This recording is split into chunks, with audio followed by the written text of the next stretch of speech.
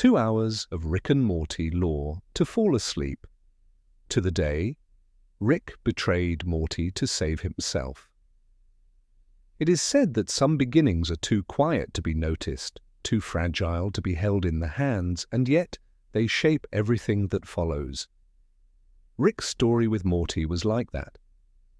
It did not start with an explosion or a universe unraveling. It began in the soft hush of a boy's wide eyes watching an old man who carried too much in his heart and too little in his hands. Morty didn't fully understand who Rick was, not then. He only knew that whenever his grandfather entered the room, something changed. The air felt charged, like static before a storm, and yet there was comfort too, like a lullaby that hummed beneath the noise. Rick was not the kind of man children trusted easily. His words were sharp, often bitter, as if he was always shielding himself from some unseen wound. But Morty, with his strange and gentle patience, saw past those edges. He didn't always understand Rick's words, but he understood the pauses between them. That was enough. Sometimes love begins not with certainty, but with the willingness to sit in another's silence. One evening, long before they had crossed galaxies together, Morty followed Rick into the garage. The boy had no reason except curiosity. There were tools everywhere, some ancient, some futuristic, some impossible to name. The place smelled faintly of metal and burnt sugar, as though the air itself had been bent too many times. Rick was bent over a machine that hissed quietly. He barely noticed Morty standing there except for a flicker in his eye, quick and dismissive, like a man afraid of being watched too closely. Morty asked, in his soft way, "What is that?"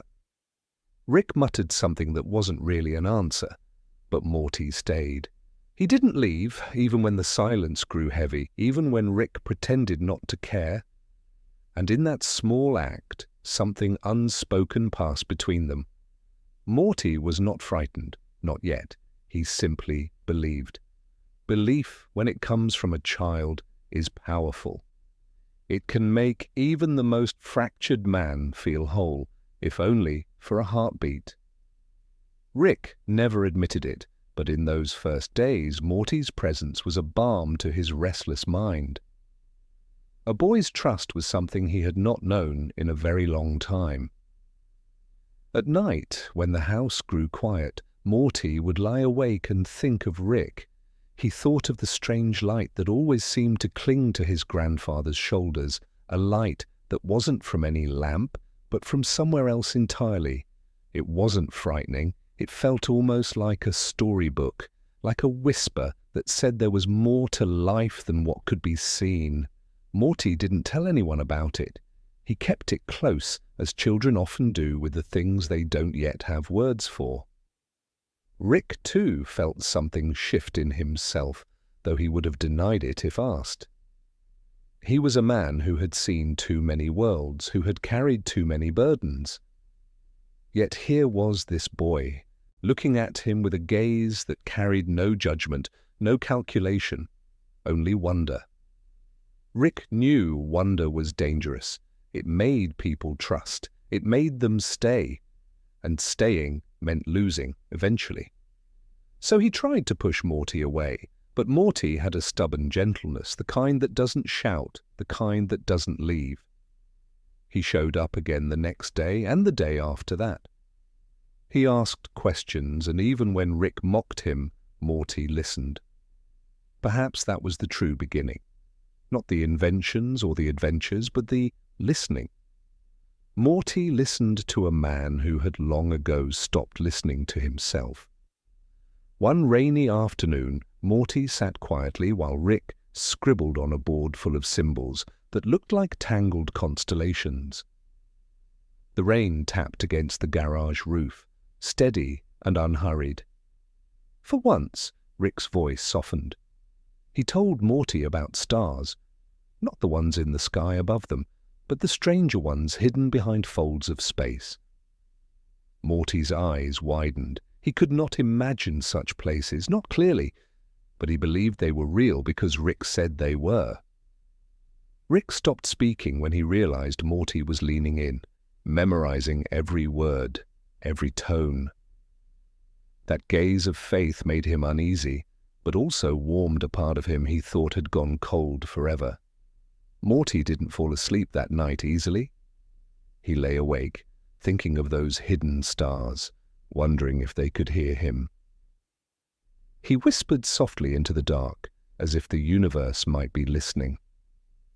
It wasn't a wish, not exactly. It was something gentler, more like gratitude, for Rick, for the stories, for the way the world suddenly felt bigger. Rick, meanwhile, sat alone in his garage. He told himself he didn't care, but in truth he felt something he hadn't felt in decades, a fragile tether binding him to another soul. He feared it. He feared that one day it would break. But for now, it was there, and he could not pretend otherwise. That was their strange beginning, not a grand adventure, not a violent event, but the quiet binding of two hearts, one fractured, one tender, meeting in the stillness of unspoken trust. Beginnings like that are easy to miss, but they linger like the first faint star at twilight, small and almost invisible, until the night deepens, and suddenly it is all you can see. And perhaps, if you listen closely even now, you can feel that same beginning inside yourself. A reminder that trust can bloom in unexpected places, that love, in its quietest form, is often the most enduring. The night moves softly on, and the story has only just begun. Morty was not remarkable to the world at large. He was quiet, uncertain, and sometimes clumsy in ways that made others overlook him. Yet in his own small way he carried something that even the brightest minds often lose, the willingness to believe without needing proof. That was his gift, though he never thought of it as one. To him it was simply the way he was made, the way his heart leaned toward people, even when they were difficult, even when they were impossible. As the days turned into weeks, Morty found himself more and more drawn to his grandfather's strange world. The garage became a kind of secret sanctuary for him. He would slip inside when no one was looking, settling into a quiet corner, watching Rick move around as if the universe itself was spread out on his workbench. Morty didn't need to understand what he was seeing. He only needed to be there. He believed that by staying close he might glimpse something important, something that lived beyond ordinary days. Rick noticed, though he rarely admitted it. The boy's eyes followed him like a reflection in glass, always near, never gone. Sometimes it irritated him, the way Morty lingered, waiting for meaning in the chaos. But at other times, when Rick was too tired to keep the walls around his heart steady, Morty's presence softened him. It reminded him of something old and fragile, something he thought he had lost. The sense that someone could see him not as a genius or a failure, but simply as a person. There were evenings when Rick would mutter nonsense equations under his breath, words too tangled for Morty to follow. And yet Morty listened as though each word mattered, as though each sound carried a secret worth treasuring. In the boy's gaze, the nonsense became music. Rick never said so, but it comforted him, that belief shining in silence. One night Morty dreamed of Rick. It wasn't the kind of dream that frightened or confused, but one of those soft, half-lit dreams that feel more like a memory than imagination. He dreamed of stars turning slowly in the sky, their light pooling like water. In the dream, Rick stood beside him, pointing out shapes Morty had never seen before. "They're not just stars," Rick's voice whispered, though it was softer than it ever was in waking life. "They're stories waiting to be told." Morty awoke with a sense of warmth he could not explain. It was only a dream, but it stayed with him, guiding him through the following days. Rick, on the other hand, had no dreams he wanted to remember. Sleep was often his enemy, full of ghosts he couldn't face. But even he began to notice that when Morty was nearby, the weight seemed lighter, as though the boy's steady belief carved out a quiet space in which he could rest. He would never say this aloud. Still, sometimes when Morty nodded off in the garage, head resting against the wall, Rick found himself working more quietly, careful not to wake him. It was a small thing, but it said more than words ever could. Morty's belief was not blind. He knew Rick was flawed. He saw the sharpness in his words, the bitterness that colored his laughter. But Morty believed not in perfection, but in possibility. He believed that underneath the rough edges there was something worth holding on to. And in that belief, he gave Rick something he could not create for himself, a chance at being loved, without condition. One afternoon, while Rick fiddled with a broken device, Morty asked a question that startled him. "Do you ever get lonely, Grandpa?" The words were simple, yet they struck like a quiet bell in the silence. Rick grunted, pretending not to care, muttering something about loneliness being irrelevant. But Morty didn't push. He didn't argue. He simply sat there, his presence answering the question in a way words could not. Yes, Rick was lonely, but no, he was not alone. The boy carried that moment with him, tucking it away like a seashell in his pocket. It made him realize something, that even the strongest people, the ones who seemed untouchable, needed someone to believe in them. And so he believed all the harder. In school, when Morty felt invisible among his classmates, he thought of Rick. He thought of the strange glow that seemed to cling to his grandfather, the sense that he was more than anyone could understand. And somehow it made Morty feel stronger. If Rick could keep walking through all his storms, then maybe Morty could too. Sometimes, late at night, Morty would whisper small words into the dark, words meant for no one in particular. "It's okay. I believe in you." He didn't even know if he was speaking to Rick or to himself, or maybe to both. But the words felt important, like they were keeping something alive. And though Rick never said so, he felt those words.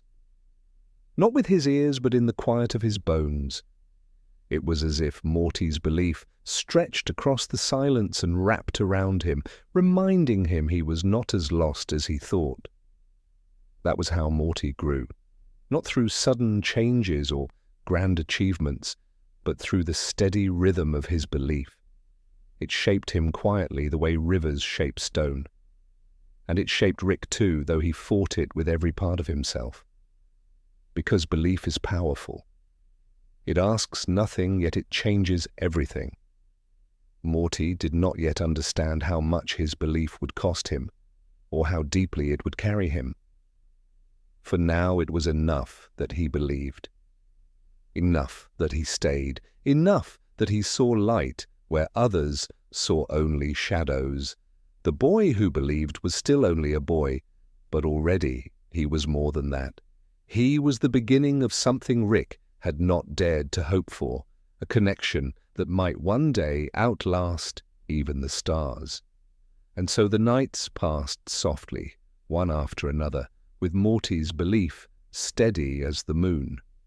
He did not know where it would lead.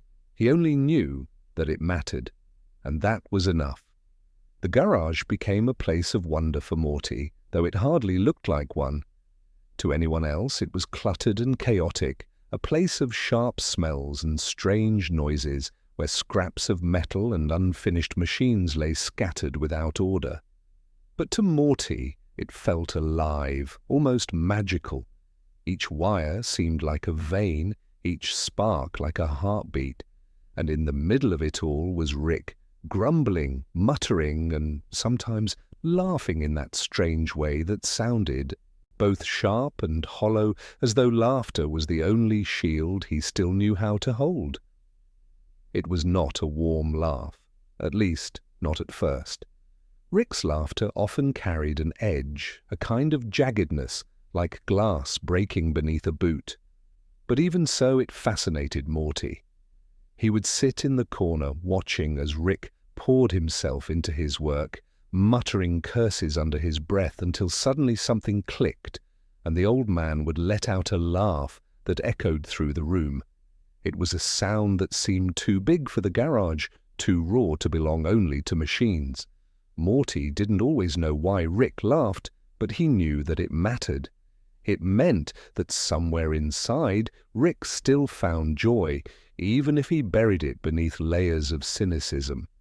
One afternoon, Morty watched as Rick tinkered with a device that looked like a toaster, except it hummed and glowed with strange light. Rick slammed it on the table, cursed at it, then laughed when it sputtered sparks in return. Morty couldn't help but laugh too, though his laughter was softer, lighter, like wind brushing through leaves. Rick glanced at him briefly, then looked away. He wouldn't admit it, but that small echo of laughter, Morty's gentle response, softened the sharpness of his own. That was how it often went. Rick's laughter loud and bitter, Morty's laughter soft and unsure. And somewhere in between, something unspoken formed, a bond neither of them acknowledged, but both of them felt. There were quiet mornings when Rick would be too tired to build, too heavy with the weight of his own mind. On those mornings, Morty would still come sit with him. Sometimes Rick would tell absurd jokes that made little sense, muttered half to himself. Morty would laugh anyway, not because he understood, but because he cared. And slowly, Rick's laughter changed. It grew less jagged, less forced. Sometimes, just for a moment, it sounded like real joy. Morty never forgot those moments. He collected them the way children collect stones, carrying them secretly in his heart. To others, Rick was impossible, harsh, distant, too clever for kindness. But Morty saw the cracks, the rare glimpses of gentleness hidden in the rhythm of his laughter. He held on to them because they made him believe that beneath all of Rick's walls, there was something worth saving. One evening, when the house was quiet, Rick handed Morty a strange sandwich. It looked ordinary, but the bread glowed faintly, and the smell was unlike anything Morty had ever known. "Try it," Rick said, his voice rough, but not unkind. Morty hesitated, then took a bite. The taste was strange, warm and familiar, yet impossible to describe. It made him laugh softly without meaning to, a surprised laugh that filled the room.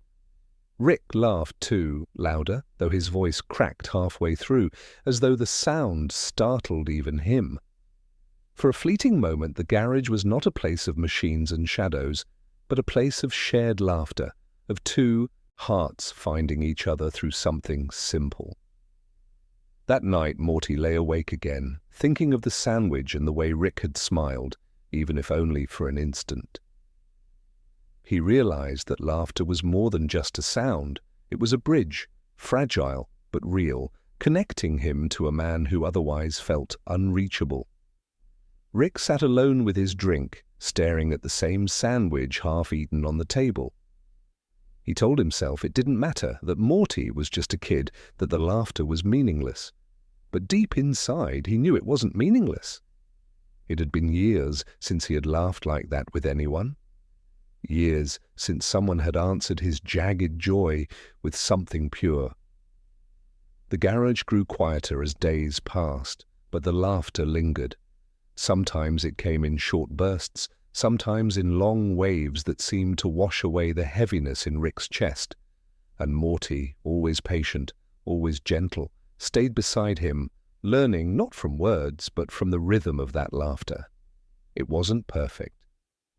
Sometimes Rick laughed too loudly, too harshly, and Morty felt a pang of unease. Sometimes the laughter hid anger or pain, or memories Morty could not touch. But still, he stayed. Because even in its sharpest form, Rick's laughter told a story. It said, "I am still here. I have not been broken entirely," and that was enough for Morty to believe. There came a night when Morty asked quietly, "Why do you laugh like that, Grandpa?" Rick didn't answer at first. He just stared at the machine in front of him, his face unreadable. Then he said, "Because if I don't laugh, kid, I'll remember too much." His voice was flat, but there was a tremor underneath, like a string pulled too tight. Morty didn't know what to say, so he didn't say anything. He just reached for another bite of the glowing sandwich and smiled. And Rick, after a long pause, laughed again. Softer this time, as if Morty's silence had given him permission to breathe. The laughter in the lab was not always easy, not always kind, but it was theirs. It was the beginning of something fragile, a language between them that no one else would ever understand, a language that said, "I see you, I believe in you, I'm not going anywhere."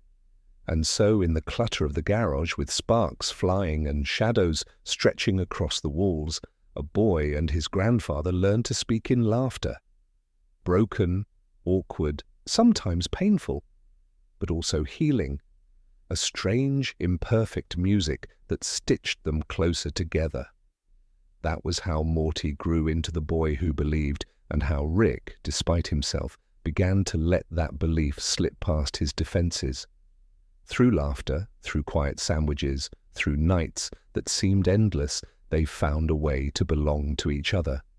And though neither of them would admit it aloud, both knew something had begun, something small, something fragile, but something that might last. Some nights the universe felt impossibly vast, stretching beyond any imagination Morty had ever known. It was in these moments that he realized there was more to his grandfather than laughter and strange sandwiches. There were shadows, quiet and heavy, tucked between the brilliance of the stars. Rick carried them everywhere, not loudly, not in ways that could be seen, but in the subtle stiffening of his shoulders, in the silences between words, in the occasional stare that seemed to pierce something deep inside. Morty could not name these shadows, nor could he always understand them. But he felt them, and he believed in their weight as surely as he believed in Rick's brilliance. One evening, the two of them stepped outside the garage just after a long day of tinkering. The sky was clear, strewn with constellations Morty couldn't yet name. He felt the cool night air on his face and shivered slightly. Rick lit a small, humming device and held it up to the sky. Tiny sparks leapt from it, dissolving into clouds of light that mirrored the stars above. Morty's eyes widened, and for a moment he felt as though he could almost touch the universe itself. But then he noticed it. The way Rick's smile faltered, just slightly, as if he had glimpsed something he did not want to see. The shadows were there, among the stars, waiting silently. Morty hesitated. He wanted to ask, to reach out and ease the weight he sensed pressing on his grandfather.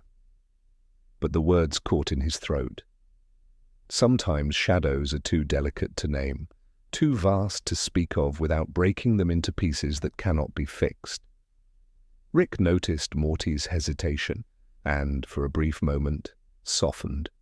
He whispered, "It's nothing you need to worry about, Morty. Some things just are." Morty nodded, though he didn't quite understand.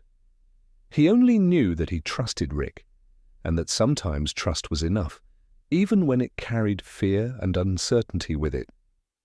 That night, Morty lay awake, staring at the ceiling, thinking of shadows among the stars.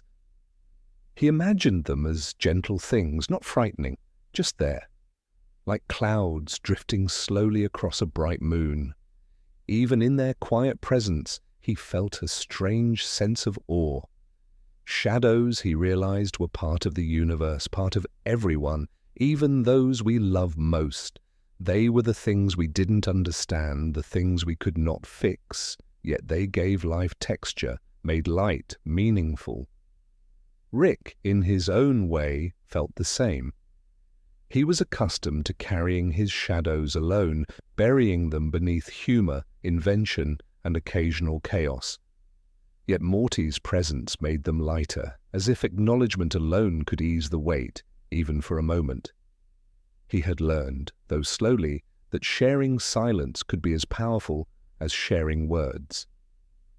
Sometimes it was the unsaid things that mattered most. The next day, Morty returned to the garage, the image of the shadowed stars still vivid in his mind.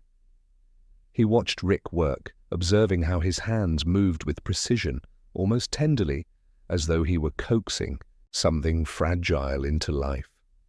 Morty did not interrupt. He simply watched, learning to respect the quiet burdens others carry. And in the stillness he felt the first hint of understanding, that Rick's brilliance was inseparable from his shadows, and that to truly know someone was to hold both without judgment. Evening fell again, and they found themselves sitting atop the roof of the house, gazing at the night. Rick fiddled with another device, this one smaller, more delicate, casting a soft glow that mingled with starlight. Morty, leaning back against the cool shingles, felt a strange peace settle over him. The shadows were still there, but they seemed less heavy, more like gentle reminders of the vastness surrounding them. He could not name them. He did not have to. It was enough to feel them, to witness them, and to believe that he could face them one day. Rick glanced at Morty from the corner of his eye, catching the boy's quiet fascination. For the briefest of moments his usual armor slipped. He did not say much, only a soft, almost imperceptible nod.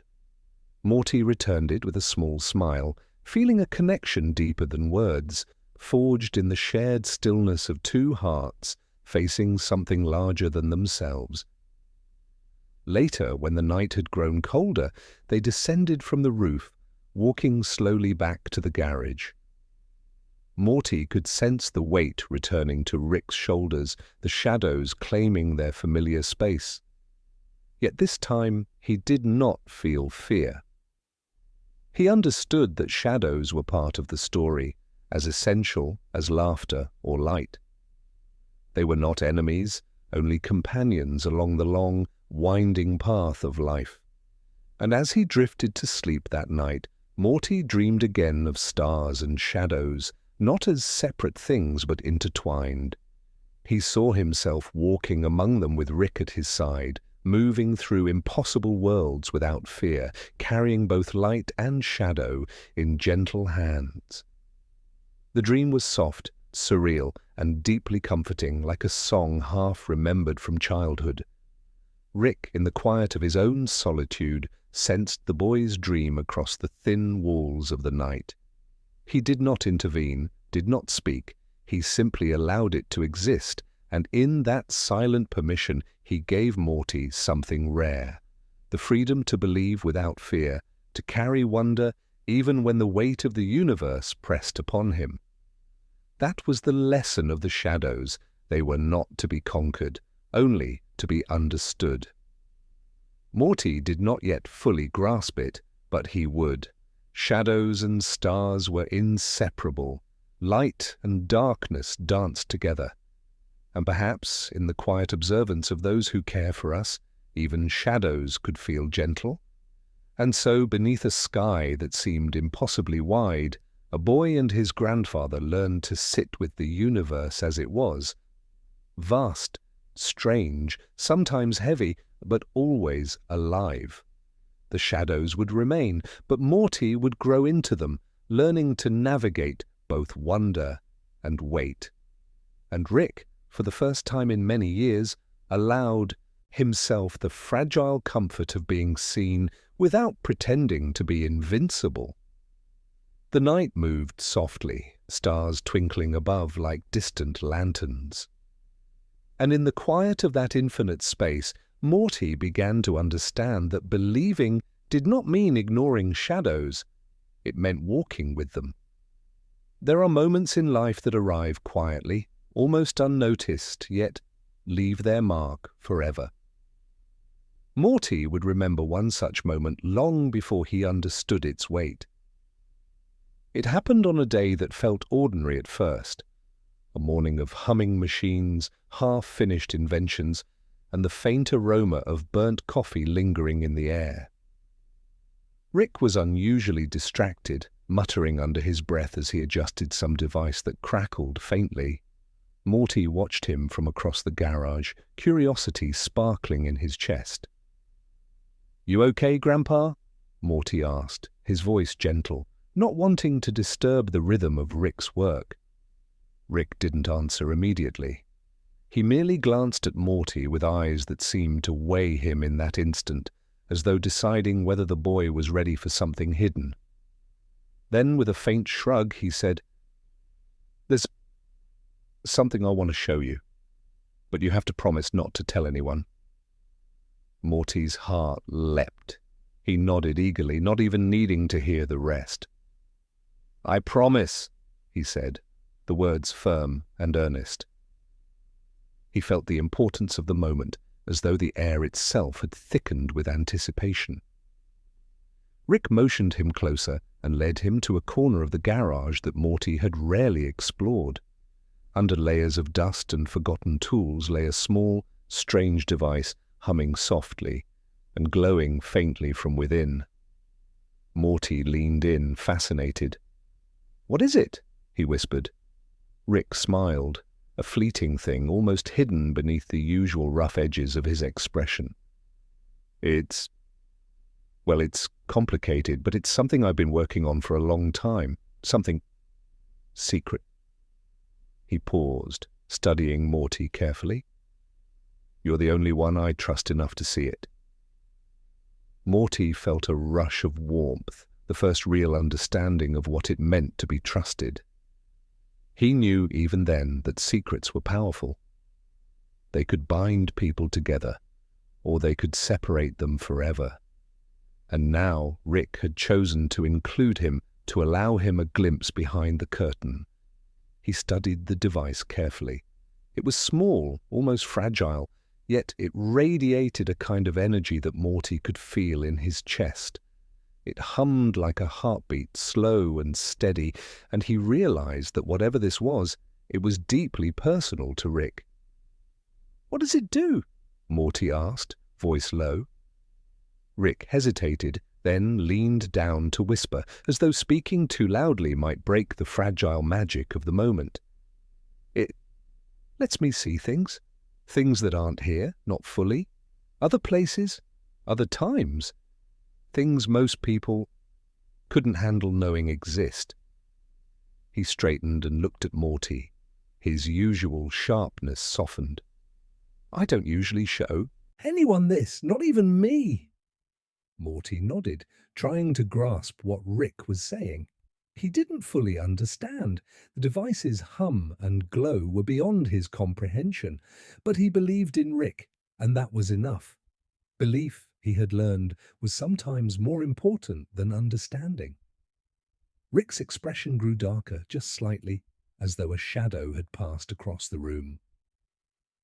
"There's a risk," he said, voice low. "If you're not careful, if you don't understand the rules, it could hurt you. Or worse, it could change you in ways you can't undo."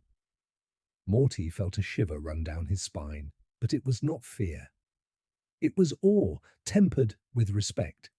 He looked at Rick, at the faint glow of the machine, and understood something fundamental. Trust is not given lightly, and courage often arrives quietly, without fanfare. "I'll be careful," Morty said, his words steady. "I trust you, Grandpa. I'll do whatever you say."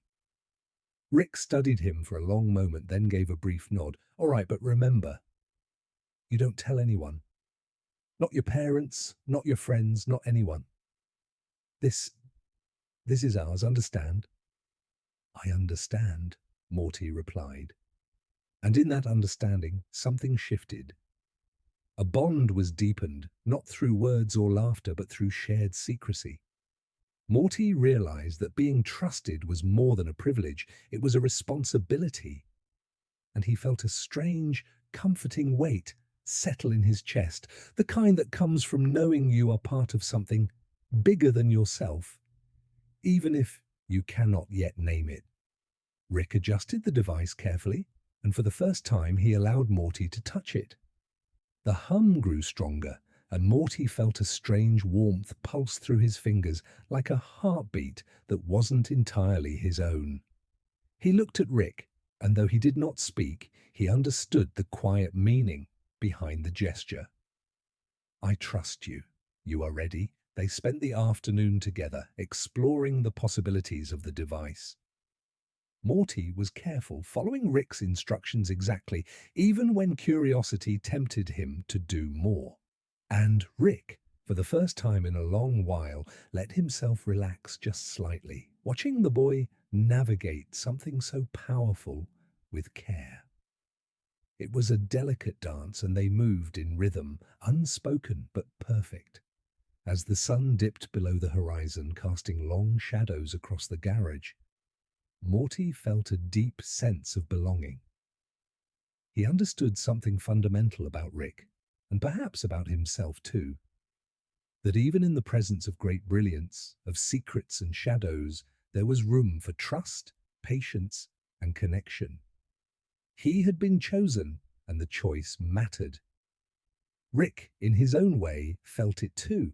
He was a man who rarely let anyone in, who had long ago learned to rely only on himself. Yet here was Morty, steady and unafraid, carrying the weight of that secret without faltering. It reminded him, faintly and unexpectedly, that even the most fractured people can find companionship, that trust can be extended, and that small moments of belief can illuminate the darkest corners of one's life.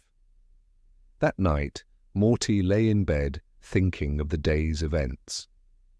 The memory of the glowing device, the whispered instructions, and the trust Rick had placed in him filled him with warmth. He realized that this first secret was more than a secret.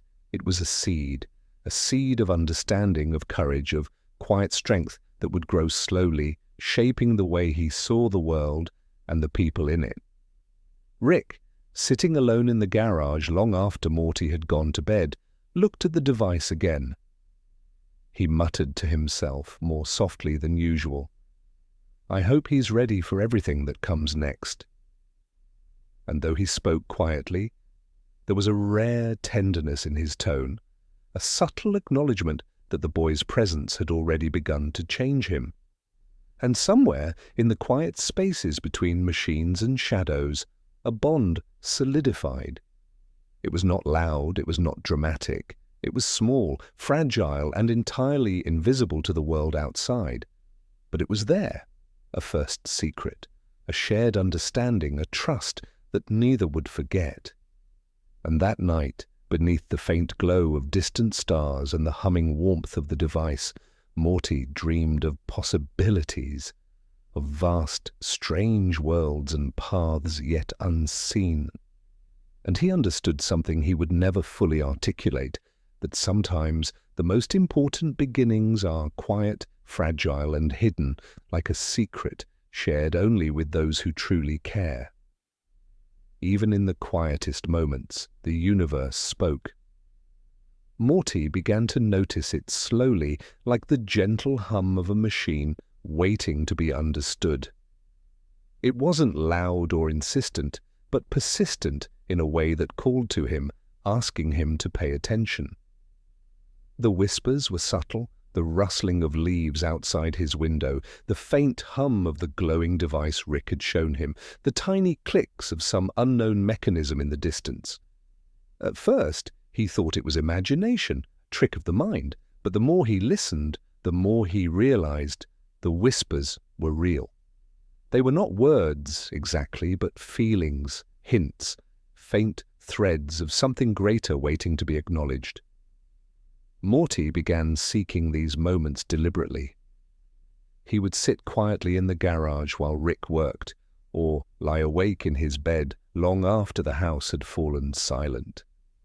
He listened to the air, to the soft vibrations around him, learning to notice what others might overlook. Rick watched him from time to time, noting the boy's attentiveness with a mixture of curiosity and something faintly resembling pride.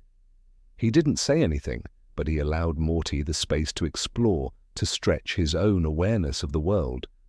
One evening, Morty sat cross-legged on the garage floor, the glowing device in front of him, humming softly. Rick tinkered nearby, muttering under his breath and adjusting components with practiced ease. The boy closed his eyes and focused on the soft hum, letting it fill his mind. It was like breathing, slow, steady, and calming. He imagined the hum expanding outward, connecting the room, the house, and eventually the entire world. Each vibration seemed to carry a secret, a tiny truth about the nature of existence, gentle and unassuming. Rick glanced over at him, initially intending to scold Morty for daydreaming, but something in the boy's focus stopped him. Instead, he leaned against the workbench quietly, watching. There was no rush, no pressure, just a rare moment of stillness that allowed the ordinary and extraordinary to coexist. Rick's laughter and muttering were still present, like shadows flitting across a sunlit room, but Morty paid them no mind. He was listening to something deeper, something almost invisible. Later, Morty ventured outside, stepping into the night. The stars were bright, spilling silver light across the quiet street. He raised his hands slowly, as if trying to feel the universe fold itself into his palms. The whispers were there too, in the gentle wind, in the distant hum of the city, even in the faint vibrations of his own heartbeat. Morty understood in that moment that listening was not passive. It was an active, living practice, one that required patience, trust, and a willingness to be still. Rick followed a few steps behind, watching the boy with quiet attention. Normally he would scoff at such reveries, call them childish or foolish, but he didn't. Instead, he observed silently, recognizing the significance of these quiet explorations. There was a lesson here, one he hadn't expected to see in someone so young, the ability to notice what others missed, to find depth in the seemingly insignificant. It reminded him, faintly and uncomfortably, that perhaps he had forgotten this skill long ago. Morty returned to the garage, where the device hummed softly under Rick's careful hands. He felt an urge to speak, to articulate what he had sensed outside, but words seemed inadequate. So he simply placed a hand on the device, letting the vibrations resonate through him. It was enough. The soft whispers had guided him, connecting his inner world to the quiet outer one, and he felt a sense of alignment, fragile but real. That night, before falling asleep, Morty lay in bed, listening to the faintest sounds of the house settling. The creak of the floors, the distant hum of machinery, the soft rhythm of breathing. Each note was a whisper in the vast symphony of life. He felt connected to something larger, a subtle reassurance that the universe was alive, listening, and somehow caring. Even Rick, in his gruff and chaotic way, was part of that web of existence, and Morty felt gratitude for the chance to share it with him. Rick, meanwhile, sat alone in the garage, quietly observing the device and the boy's influence on it. He muttered to himself, almost inaudibly, "He hears it. He actually hears it." The words were not meant for Morty, but for himself. A recognition of the boy's growing sensitivity and perhaps a soft admission that he had overlooked these whispers in his own life for far too long. Rick's pride was subtle, tucked beneath layers of sarcasm and cynicism, but it existed nonetheless. Days passed in the rhythm of work, laughter, and quiet observation. Morty's awareness deepened, not in leaps or sudden epiphanies, but through patience, listening, and gentle attention. He began noticing things he could not see, the patterns in the flicker of light across the garage floor, the imperceptible tremor of the device's hum, the small but deliberate gestures Rick made when he thought no one was looking. Each observation was a whisper, a tiny story waiting to be understood. Rick eventually noticed the change in Morty. The boy's gaze was steadier, more thoughtful. His hands moved with a careful deliberation, even when not touching the machine. Rick said nothing, but he felt it, a subtle shift in the atmosphere, a quiet acknowledgement that Morty was growing in ways that were invisible to most. And in that, Rick felt a rare sense of relief, a soft exhale that reminded him of something he had long forgotten, the quiet power of presence. That night, as the house settled into silence, Morty drifted into sleep with a sense of peace that had been absent in other nights. The soft whispers followed him into dreams, guiding him through imagined worlds, gentle landscapes lit by starlight, strange devices humming in harmony, and the steady presence of his grandfather nearby. It was a dream of balance, fragile yet profound, a reminder that even the smallest attentions could ripple outward, touching more than the eye could see. And Rick, somewhere in the quiet hum of the garage, allowed himself a rare, unspoken acknowledgement that sometimes the most powerful acts are not inventions or feats of brilliance, but the act of listening quietly, carefully, and with an open heart. The soft whispers of the world, faint and subtle, became a part of Morty's growing understanding. They were not threats or burdens, but guides, gentle nudges from a universe that cared, even in its vast indifference, and reminders that every quiet moment could hold more meaning than the loudest spectacle. In this way, the boy and his grandfather continued, side by side, discovering the delicate music of life in the spaces between sound, in the hum of devices, in the shadows of stars. And through it all, Morty began to learn that even whispers could hold immense power, that patience could open doors to understanding, and that the quietest moments often carry the deepest truths. Morty discovered the hidden garden one afternoon, entirely by accident. The garage door had been left slightly ajar, letting in a slice of sunlight that painted the floor in gold. Curiosity pulled him outside, past the usual hum of machines, beyond the cluttered backyard, and into a small patch of untamed greenery he had never noticed before. It was quiet there, untouched by the noise of the world, as though the garden had been waiting patiently for someone to see it. The air smelled different, softer, sweeter, with hints of earth and leaves, of flowers that seemed to bloom just for him. Morty knelt and ran his fingers along the grass, feeling its coolness seep into his palms. There was a rhythm to the garden, subtle but undeniable, a kind of quiet heartbeat that matched the hum of the device Rick had shown him, or the faint whispers he had begun to notice everywhere. Rick had followed him outside, glancing around with his usual distracted air. He paused when he saw Morty kneeling among the plants. "You found it?" he said quietly, almost reverently. Morty looked up, surprised. "Found what?" he asked. "This garden," Rick said, leaning against the fence. "Most people don't notice it. Most people never even see it. It's special." He didn't elaborate further, and Morty didn't push. Sometimes understanding comes slowly, and some things are meant to be felt before they can be explained. Morty wandered deeper into the garden, taking in the colors and shapes. Tiny flowers glowed faintly in the sunlight, their petals delicate as whispers. Moss covered the stones in a patchwork of soft green, and a gentle breeze moved through the branches overhead, carrying the faintest scent of something unnameable. It was a secret world, hidden within the familiar, and Morty felt a strange thrill at being alone in it, as though he had been trusted with a private part of the universe. Rick followed him silently, his hands in his pockets, observing the boy with an intensity that Morty had learned to read. It wasn't curiosity exactly.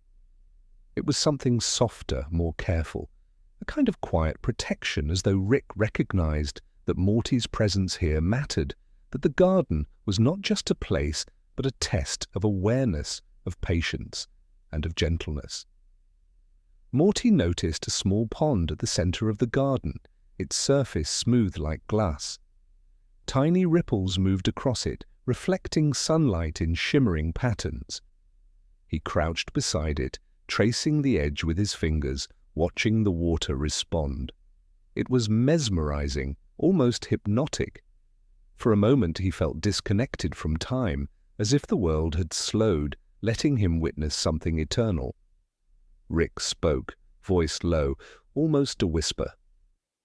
"It's not just a garden, Morty, it's a reminder." Morty tilted his head, curious. "A reminder of what?" he asked. Rick didn't answer directly. He merely gestured to the flowers, the moss, the sunlight filtering through the leaves. "That there's life here," he said finally. "Even in the middle of all the chaos, even when things feel impossible, you see it. Or you don't. That's all." Morty nodded slowly. He understood more than he could articulate. The garden was alive, but not just in the ordinary sense. It was alive in a way that mirrored his own discovery of subtle truths. The whispers, the hums, the gentle lessons Rick had been teaching him without ever intending to. This hidden place, untouched and patient, reflected the quiet, steady growth happening inside him. He spent hours exploring the garden, moving carefully among the plants, feeling their textures, noticing the way light bent around each leaf, listening to the faint rustle of wings or insects hidden in the grass. Rick stayed near the edge, occasionally stepping closer to point out something small, like a bud about to bloom or the way a stone had been worn smooth. But mostly he allowed Morty the freedom to experience it alone, to absorb the subtle lessons the garden offered. By evening, sunlight had shifted, painting the garden in warmer, softer hues. Morty sat on a flat stone, feeling the cool moss beneath him, and breathed in the quiet. He felt a strange sense of connection. To the garden, to Rick, to the world around him. He realized that beauty was often hidden, subtle and patient, waiting for someone willing to notice, to listen, to care. Rick finally sat beside him, for the first time without tinkering with anything or muttering under his breath. He didn't speak, only let the quiet stretch between them. Morty leaned back slightly, feeling the weight of the day lift, replaced with a gentle warmth that made the edges of his mind soften. The garden, he understood, was a teacher, not in words, but in presence, patience, and observation. Before leaving, Morty bent down and pressed his palm to the soil, feeling the cool, living energy beneath his fingers. He promised himself that he would return, that he would not let the garden be forgotten, just as he had learned to honor the whispers and the secrets of the garage and the laughter that had begun to bridge the spaces between him and Rick. That night, lying in bed, Morty dreamt of the garden. Sunlight streamed in gentle beams, moss stretched like velvet under his feet, and tiny glowing flowers reflected the warmth of a universe he was only beginning to understand. And in the quiet of that dream, he felt a deep, calm certainty that even hidden, delicate spaces could hold immense power, that patience and care could uncover more than the loudest voices ever could. Rick, in his usual corner of the world, paused in thought as well, He did not speak, did not move, only let the memory of Morty wandering among the plants settle in him. The boy was learning, growing in ways that were almost imperceptible, yet immensely meaningful. And Rick, for all his bravado and brilliance, recognized that this quiet journey, the laughter, the whispers, the secrets, the garden, was shaping the boy into someone extraordinary. And so the hidden garden remained, a place of soft wonder, of patient life, and of quiet truths. Morty returned there often, carrying his trust in Rick, his belief in small miracles, and the understanding that even the most unremarkable moments can hold magic if one is willing to notice. The world beyond the garden was vast, chaotic, and unpredictable, but inside its boundaries, Morty discovered patience, connection, and a gentle awe that would stay with him long after the sun had set. The sky always seemed to hold more than it showed. Morty had noticed it slowly in moments when the world felt still enough to listen. It was not merely blue or streaked with clouds. It was a vast clockwork, intricate and quiet, with the faint hum of something moving behind the visible.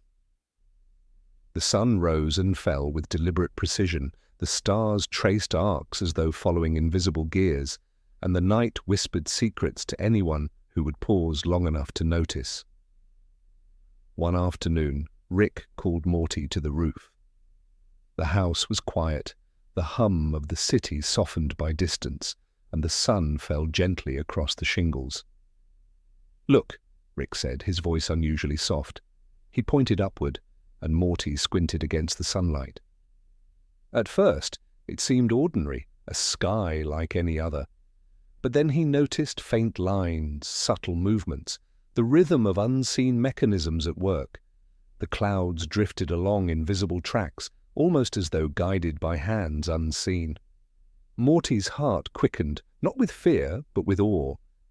There was something alive here, something beyond explanation, subtle and deliberate. "It's like a machine," he whispered. Rick nodded, watching him closely. His usual cynicism softened. "Exactly," he said. "Everything has its rhythm, Morty. The universe is careful, patient, clockwork, even when it seems random." They sat together in silence, letting the slow motion of the sky fill the quiet space between them. Morty's thoughts wandered, as they always did, tracing the lines of clouds, the faint shimmer of distant stars barely visible in the fading sunlight. Rick didn't speak much, only adjusting the small device he carried, occasionally humming a note that blended with the rhythm of the sky.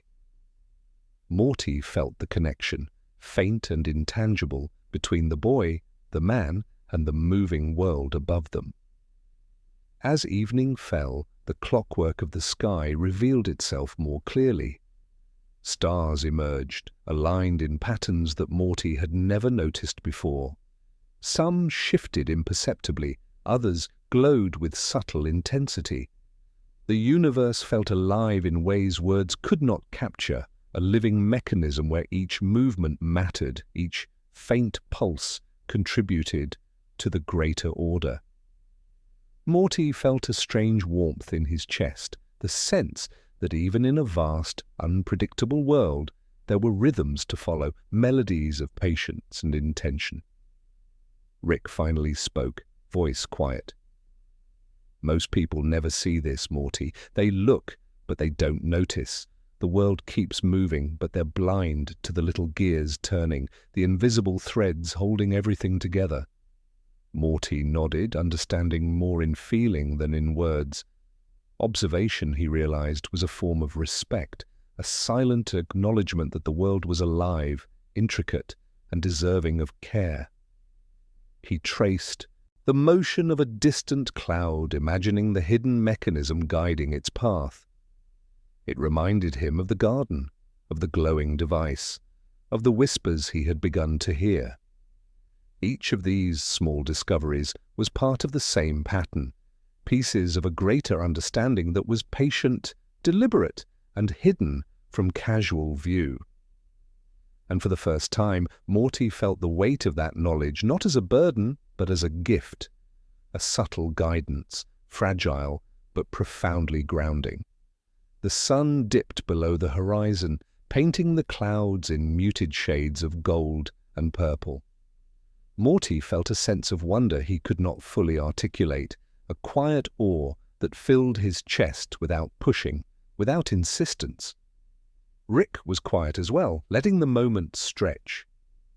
Morty noticed the faint tremor in his grandfather's hands, the subtle sign of someone attuned to complexity, someone who had seen far too much, yet still found the capacity to marvel. Night fully descended, and the stars took their place in the clockwork sky. Morty lay back, feeling the shingles beneath him, the gentle pulse of the air around him, the faint hum of the device Rick had brought up to the roof. He felt small, yet part of something vast and beautiful. The invisible mechanisms moved all around him, and he understood instinctively that order and chaos existed together, balanced in a way that humans rarely perceived. Rick finally spoke again, voice barely above a whisper. "The sky, it's not random, Morty. There's care in it. Even the chaos is measured. Even the dark spaces between stars have purpose." Morty didn't respond with words. He simply listened, absorbing the sentiment as one might breathe in cool night air, letting it settle deep within him. They sat in silence for hours, letting the clockwork sky unfold, revealing patterns, rhythms, and subtle movements.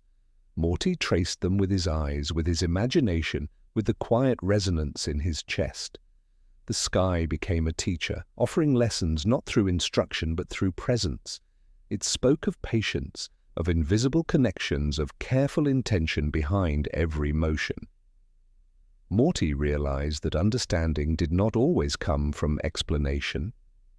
Some truths existed only in perception, in quiet observation, in the willingness to notice what others overlooked. And Rick, in his own way, had given him that gift, not by telling him what to see, but by allowing him to witness it for himself. By the time they descended from the roof, the city lights had begun to shimmer below. Morty carried with him a sense of awe, quiet and steady, a gentle wonder that filled his chest without weight. The clockwork sky had shared its secret, that even in the vast, ungraspable universe, there was rhythm, care, and order, subtle but present. And in the shared silence between him and Rick, Morty felt the first inklings of understanding that some lessons cannot be taught. They can only be observed, felt, and lived. That night, as Morty lay in bed, he dreamt of the moving stars, of invisible gears turning silently above, of the careful pulse of the universe threading through everything he had seen and felt.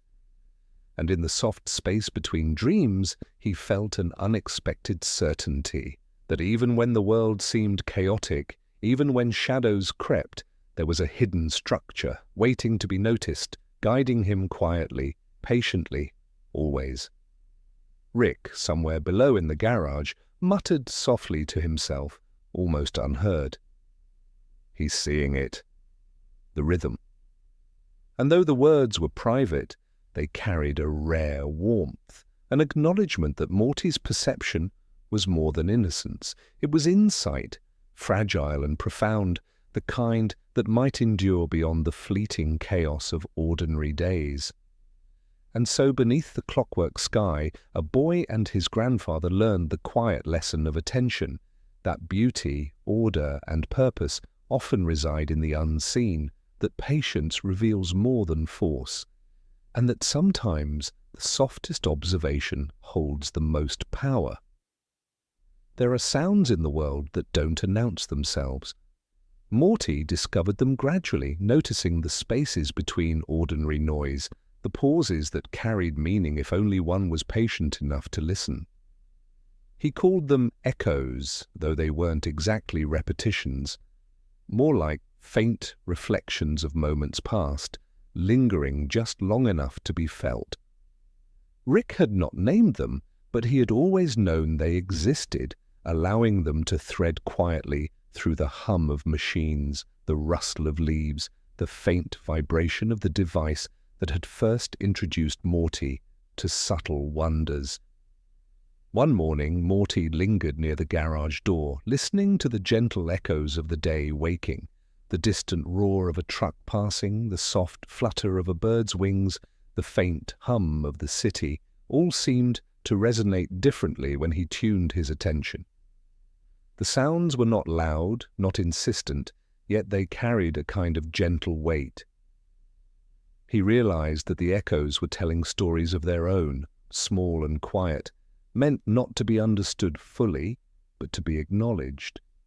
Rick appeared beside him carrying a coffee cup, his usual scowl softened by the early sun. "You hear that?" Morty asked, pointing vaguely at the air around them. Rick glanced around and let out a soft hum. "Yeah," he said, "but most people don't. They ignore it. Too busy listening for what they think matters. You're not most people." Morty smiled quietly, feeling a warmth bloom in his chest. There was a privilege in noticing, in attuning oneself to these subtle echoes, and an equally fragile responsibility. To hear them was to carry a part of the world that others could not perceive. It made him feel small yet connected, a paradox that both thrilled and comforted him. He followed the echoes through the house, moving slowly, deliberately.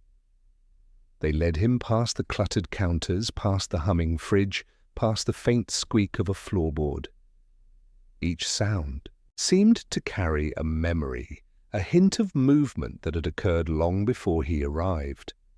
The echoes were gentle teachers, guiding him through unnoticed patterns, revealing the quiet pulse beneath ordinary life. Rick observed silently, letting Morty navigate the world without interference.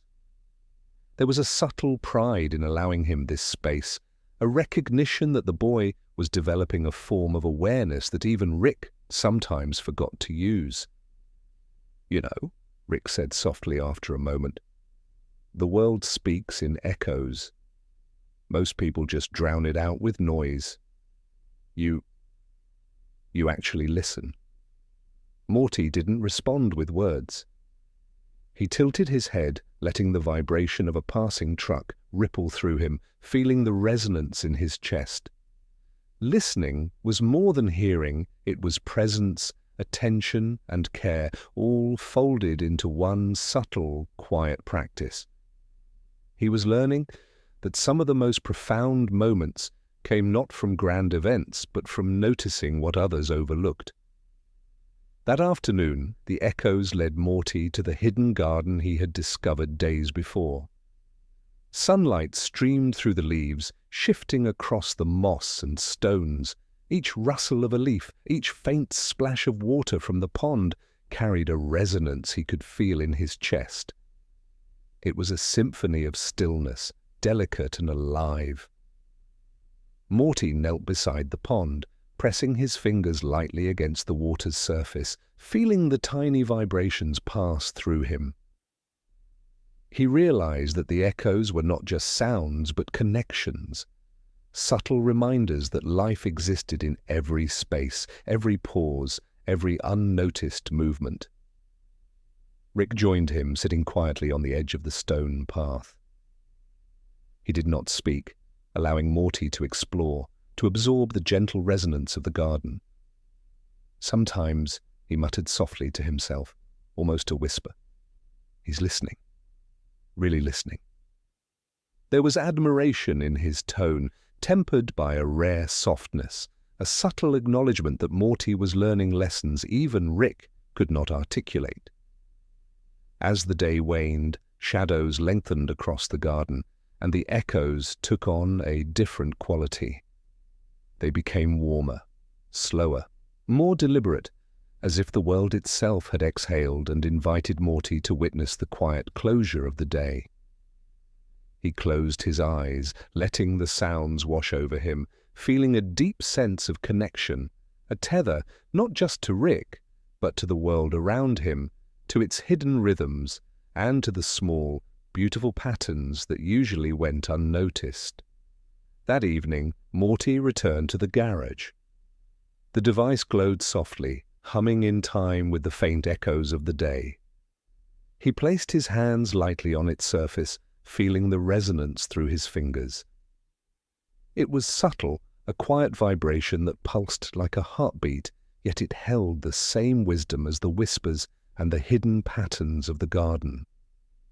He understood that these echoes were part of a continuum, a delicate thread linking every experience, every moment, every life, in ways that were invisible but profoundly real.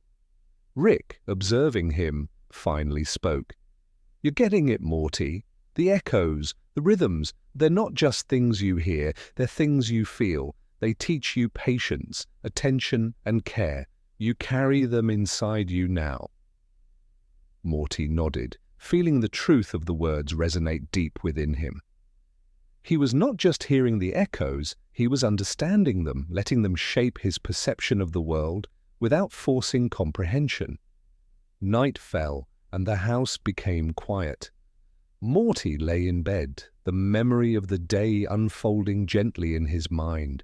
He dreamt of echoes stretching across vast spaces, invisible threads connecting trees, stars, machines, and hearts. He dreamt of Rick beside him, teaching him not through words, but through presence, through shared silence, and through the careful trust that bound them together. In the stillness of sleep, Morty realized that echoes were not fleeting. They lingered, subtle yet persistent, carrying lessons, guidance, and connection. They reminded him that life was layered, fragile, and infinitely complex, but that each layer could be appreciated if one only paused, listened, and cared. Rick, somewhere in the quiet hum of the garage, muttered to himself almost inaudibly. He hears them. He really does. And in that acknowledgement a rare warmth passed through him, a fleeting but profound recognition that Morty was growing, learning, and attuning himself to the gentle, invisible heart of the universe. And so, beneath the soft canopy of night and the lingering echoes of the day, Morty discovered the profound power of quiet attention, that even the faintest sound, when noticed, could teach, connect, and sustain. And Rick, in his own subdued way, allowed the boy the space to carry these lessons forward, patient and alive in the rhythm of life. Morty had never paid much attention to the narrow hallway at the back of Rick's house. It was usually dim, lined with forgotten trinkets and half-empty boxes, a place where shadows seemed to linger more stubbornly than anywhere else. But that day, something called to him, a subtle pull, almost imperceptible, like a faint thread tugging at the edges of his awareness. Rick was tinkering in the garage, leaving the hallway entirely unguarded, and Morty found himself stepping into it, drawn forward by curiosity and something softer, a quiet sense of expectation. The light there was different, not bright, not harsh, but faintly luminous, as though the walls themselves held a gentle pulse. Morty's fingers brushed against the cool, smooth surface, and he felt a subtle vibration, as if the corridor itself were alive. It hummed quietly beneath his touch, and he realized that the ordinary act of walking through this space was extraordinary in its own way. Each step seemed to echo, not in sound but in feeling, sending tiny ripples of awareness through his chest. Rick's voice drifted faintly from the garage. "Careful, Morty. Don't rush it." Morty froze for a moment, listening. His grandfather's words were less a warning and more a suggestion, an acknowledgement that this hallway held something delicate, something that demanded attention and care. Morty nodded quietly, though Rick could not see him. He began moving slowly again, letting the corridor guide his pace, letting each sensation anchor him more firmly in the moment. The walls seemed to shift as he moved, subtle changes in color and texture that he could only notice because he slowed down. Shades of soft amber and muted silver played across the surface, sometimes brightening, sometimes fading. Morty reached out to touch them, feeling warmth where there had been coolness moments before, as though the corridor responded to his presence. He realized that he had entered a space that was not entirely physical, a threshold between ordinary and subtle, between the world as it appeared and the world as it could be, felt. At the midpoint of the hallway, Morty paused, letting his fingers linger on the wall. He felt a resonance there, faint but persistent, like a whisper beneath a whisper. Memories surfaced unexpectedly. The hidden garden, the glowing device, the quiet echoes of the day, even the clockwork sky above. They coalesced into a gentle awareness that these spaces, these hidden pockets of life, were threads of something larger, woven carefully into the fabric of everything he had experienced. Rick finally appeared at the end of the corridor, leaning casually against the doorway with a faint, almost imperceptible smile. "You see it," he said softly. "Not everyone does. Most people walk through life bumping into walls they never notice. You pay attention." Morty's heart swelled. He realized that Rick's approval was rare, subtle, and meaningful. It was not delivered in words or praise, but in acknowledgement, a quiet recognition of his capacity to perceive the hidden, the delicate, the subtle. Morty continued forward, each step guided by the pulse of the corridor.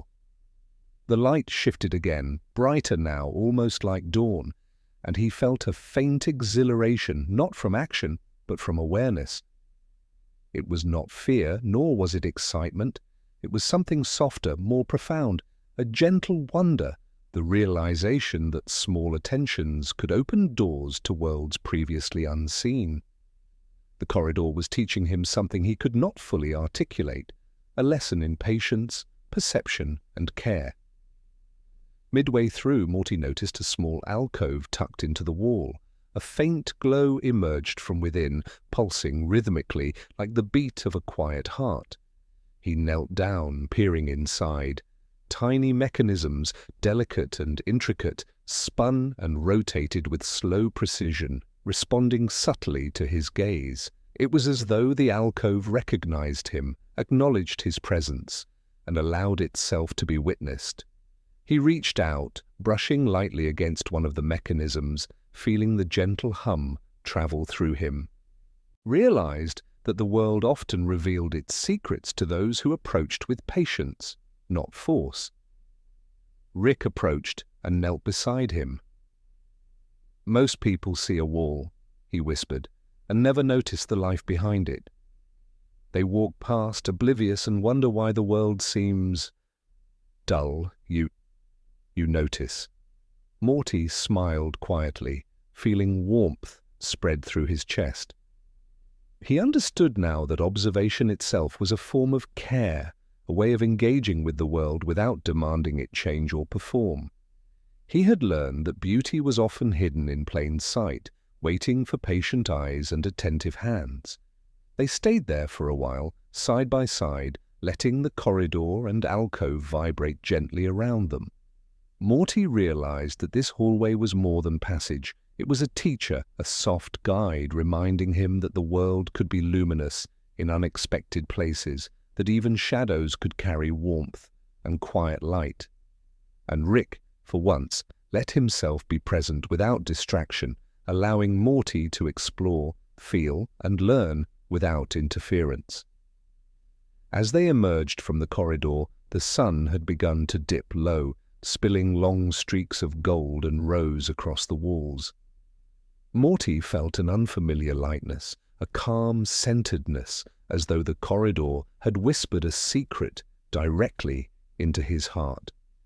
He realized that life held small corridors everywhere, hidden spaces where awareness, patience, and gentle attention could reveal more than grand gestures or loud accomplishments ever could. That night, Morty lay in bed, reflecting on the luminous corridor. He dreamt of walls that shifted and shimmered, of light responding to touch, of faint hums that resonated through space and time. He dreamt of Rick beside him, sharing a quiet presence that did not need explanation, only attention. And in that dream, Morty understood something he could not fully articulate. That the smallest attentions, the quietest observations, could unlock worlds more vast and beautiful than any machine or invention. Rick, somewhere in the dim glow of the garage, murmured softly to himself, "He sees it. He really does." And there was a subtle warmth in his tone, the kind reserved for moments when a teacher recognizes that a student has begun to understand not just the lessons taught, but the spirit behind them.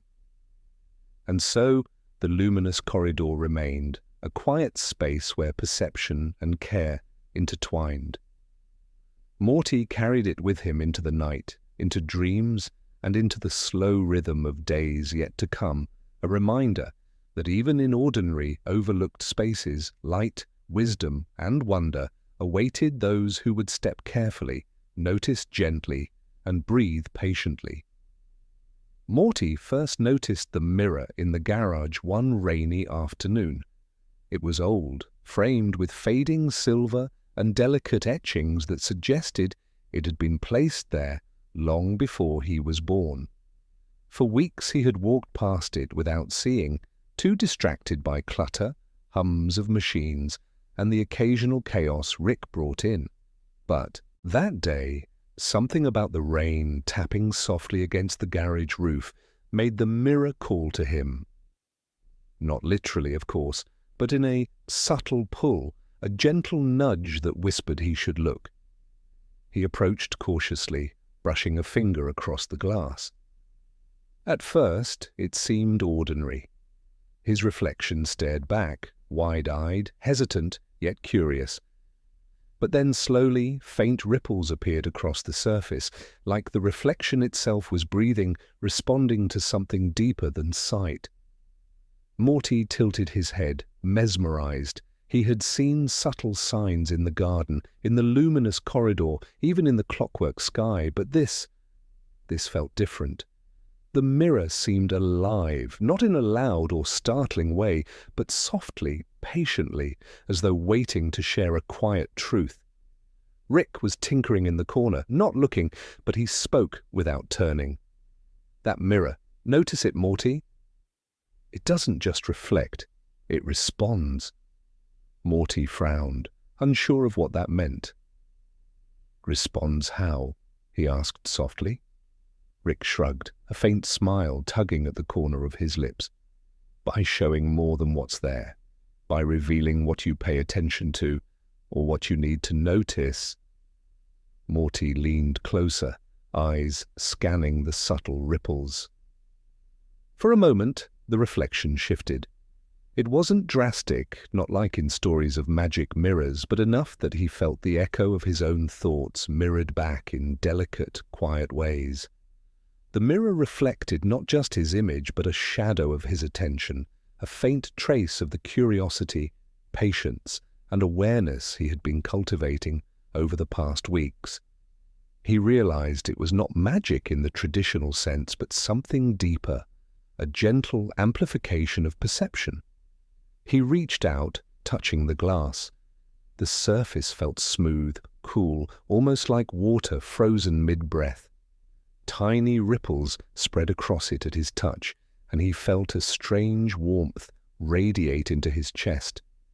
It was as though the mirror acknowledged his presence, recognized the care with which he approached it, and responded in kind. Morty understood that this was not a reflection meant for vanity or self-importance, but for understanding, a quiet tool for noticing himself and, by extension, the world. Rick came closer, leaning lightly against a workbench. "Most people just see themselves," he said quietly. They stare, complain, or adjust their hair. You see what else is there? That's rare. Morty nodded, feeling a gentle pride that was softer than excitement, more like a quiet affirmation. It wasn't about being better than anyone else, but about noticing subtleties, listening to the hidden rhythms of life, and responding with patience and care. For hours, Morty studied the mirror, watching not just his reflection, but the faint interplay of light, shadow, and movement across its surface.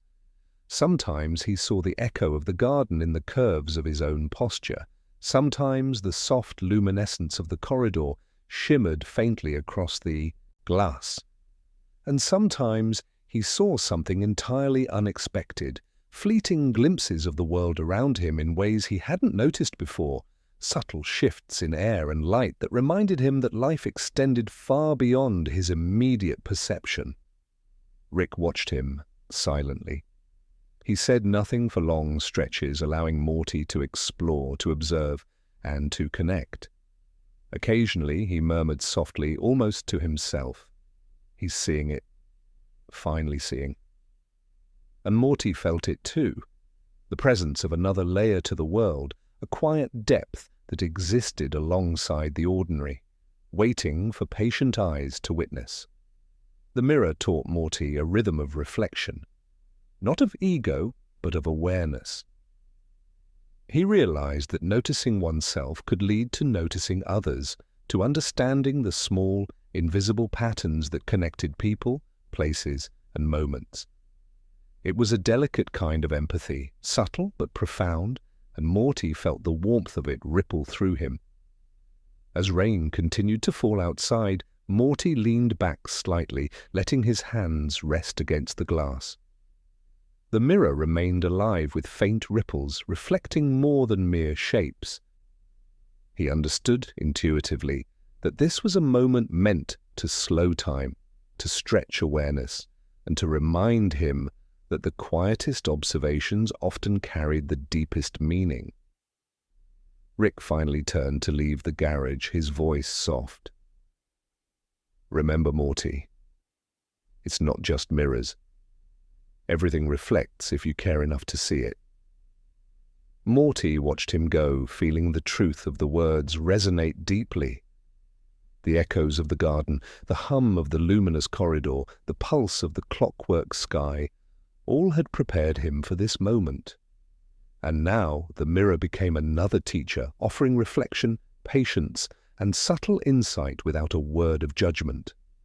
Night fell, and Morty returned to his room, carrying the calm of the mirror with him. He lay down, imagining the faint ripples spreading through his chest, through his mind, through the quiet spaces of the house. Dreams began to arrive gently, weaving reflections of the day, soft light on the walls, the pulse of the corridor, the garden's tender hum, and the vast moving sky above. Each image layered upon the other, a tapestry of quiet wonder, delicate and enduring. And in the depth of those dreams, Morty understood something profound yet simple, that attention, care, and observation created resonance, and that the world responded to the presence of those who noticed.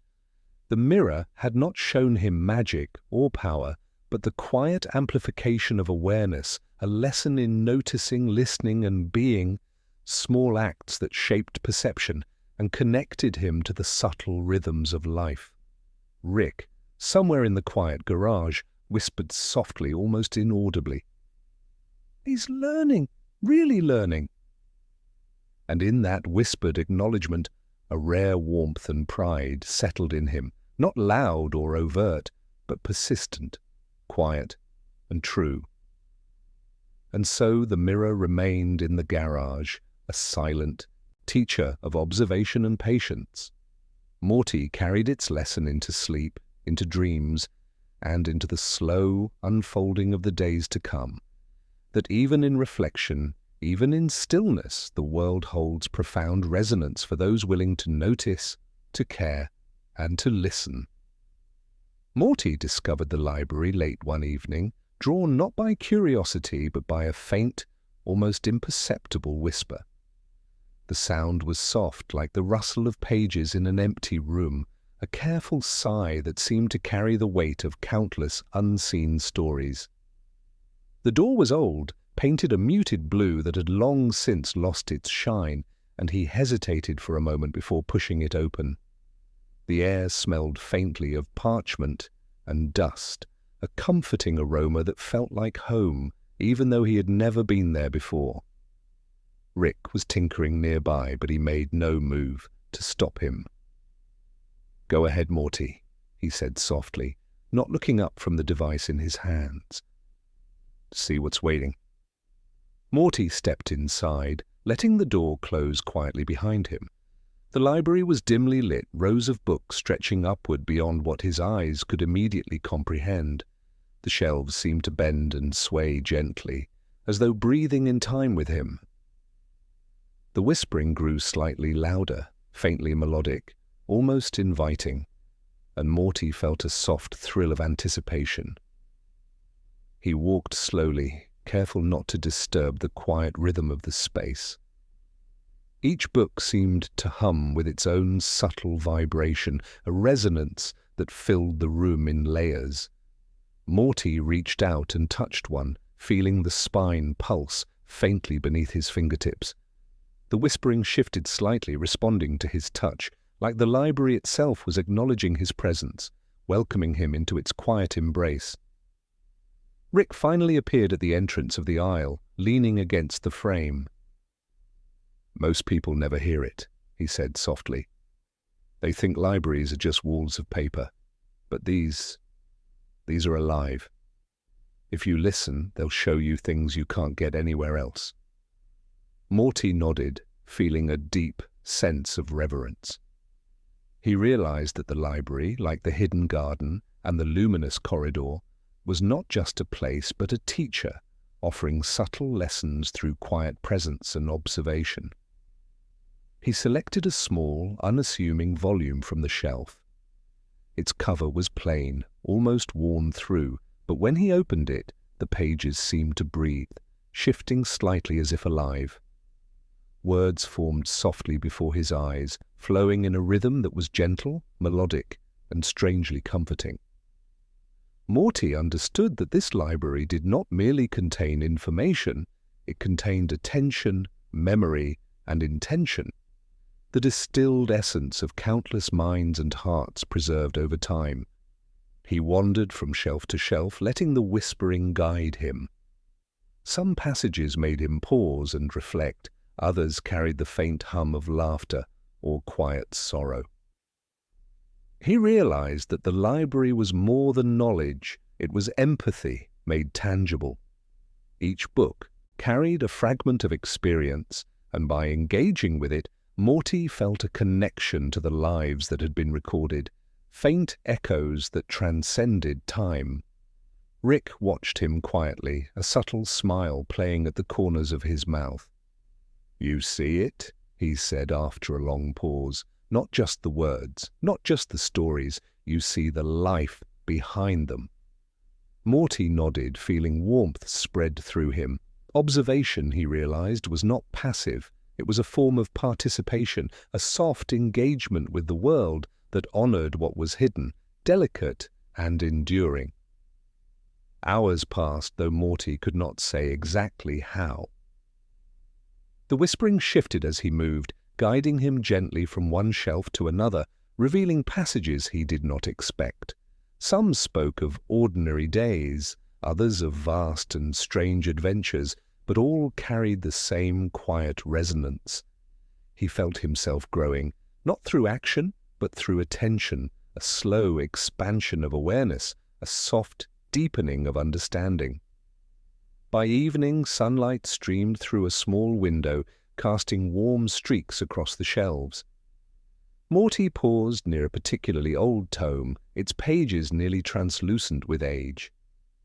The whispering here was faint, almost hesitant, as if the book was unsure he was ready to listen. He leaned close and allowed himself to be present, letting the soft murmurs seep into him.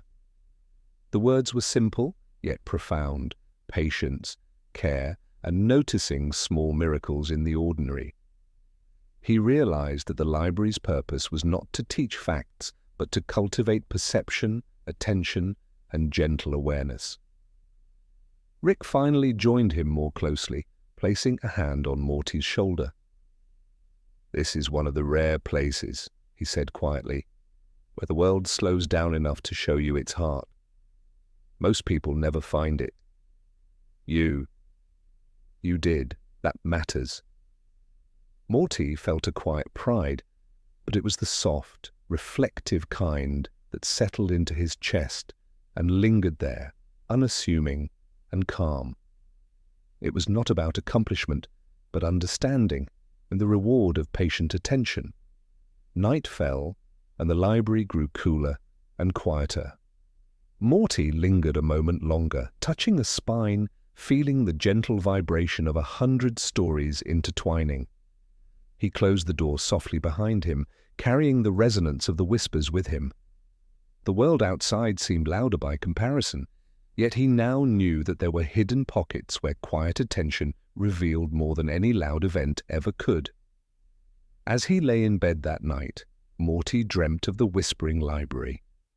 The books floated gently around him, pages turning in slow arcs, words glowing faintly, almost like soft fireflies.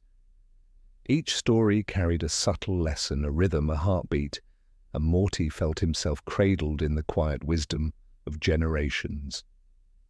The whispers formed a gentle song, one that echoed softly in his chest, reminding him that attention, care, and patience were as powerful as any machine or invention. Rick, somewhere in the dimly lit garage, muttered softly, almost inaudibly, "He's really listening. He's learning the language of quiet." And there was warmth in his tone, rare and understated, the kind that acknowledges growth without demanding acknowledgement in return. And so, the whispering library became another secret for Morty, a place where quiet attention revealed layers of meaning, connection, and subtle understanding. He carried its lesson into dreams, into waking hours, and into the slow unfolding of days yet to come.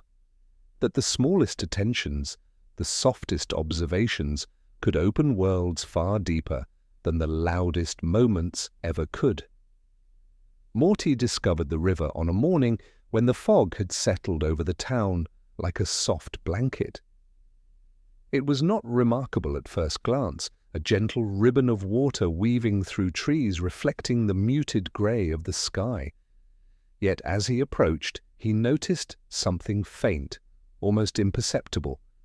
The water seemed to carry a soft luminescence, tiny glimmers that pulsed and danced like quiet embers in slow motion. The river did not announce itself. It simply existed, waiting for someone patient enough to notice. Rick was nearby, adjusting a small device that hummed faintly, but he made no effort to interfere. "Go ahead," he said softly. "See it for yourself." Morty stepped closer, toes brushing the damp earth, and felt a gentle vibration through the soles of his feet. The river seemed alive, not with noise or motion, but with the quiet pulse of life itself. It beckoned without urgency, offering observation as a gift rather than an expectation. Morty knelt beside the water, watching the faint glimmers travel across the surface. He realized that this river, like the clockwork sky, the luminous corridor, and the whispering library, was a teacher of subtlety. It asked for attention, patience, and presence, qualities that until recently he had never cultivated with intention. Now, however, he felt a quiet reverence bloom in his chest, as though the river recognized him as someone who could witness without disturbing, who could see without demanding. Rick sat on a nearby rock, watching him with an expression softened by rare warmth. "Most people see water, Morty," he said quietly, "and think it's just water. They miss the pulse, the light, the quiet rhythm. You notice. That counts for something."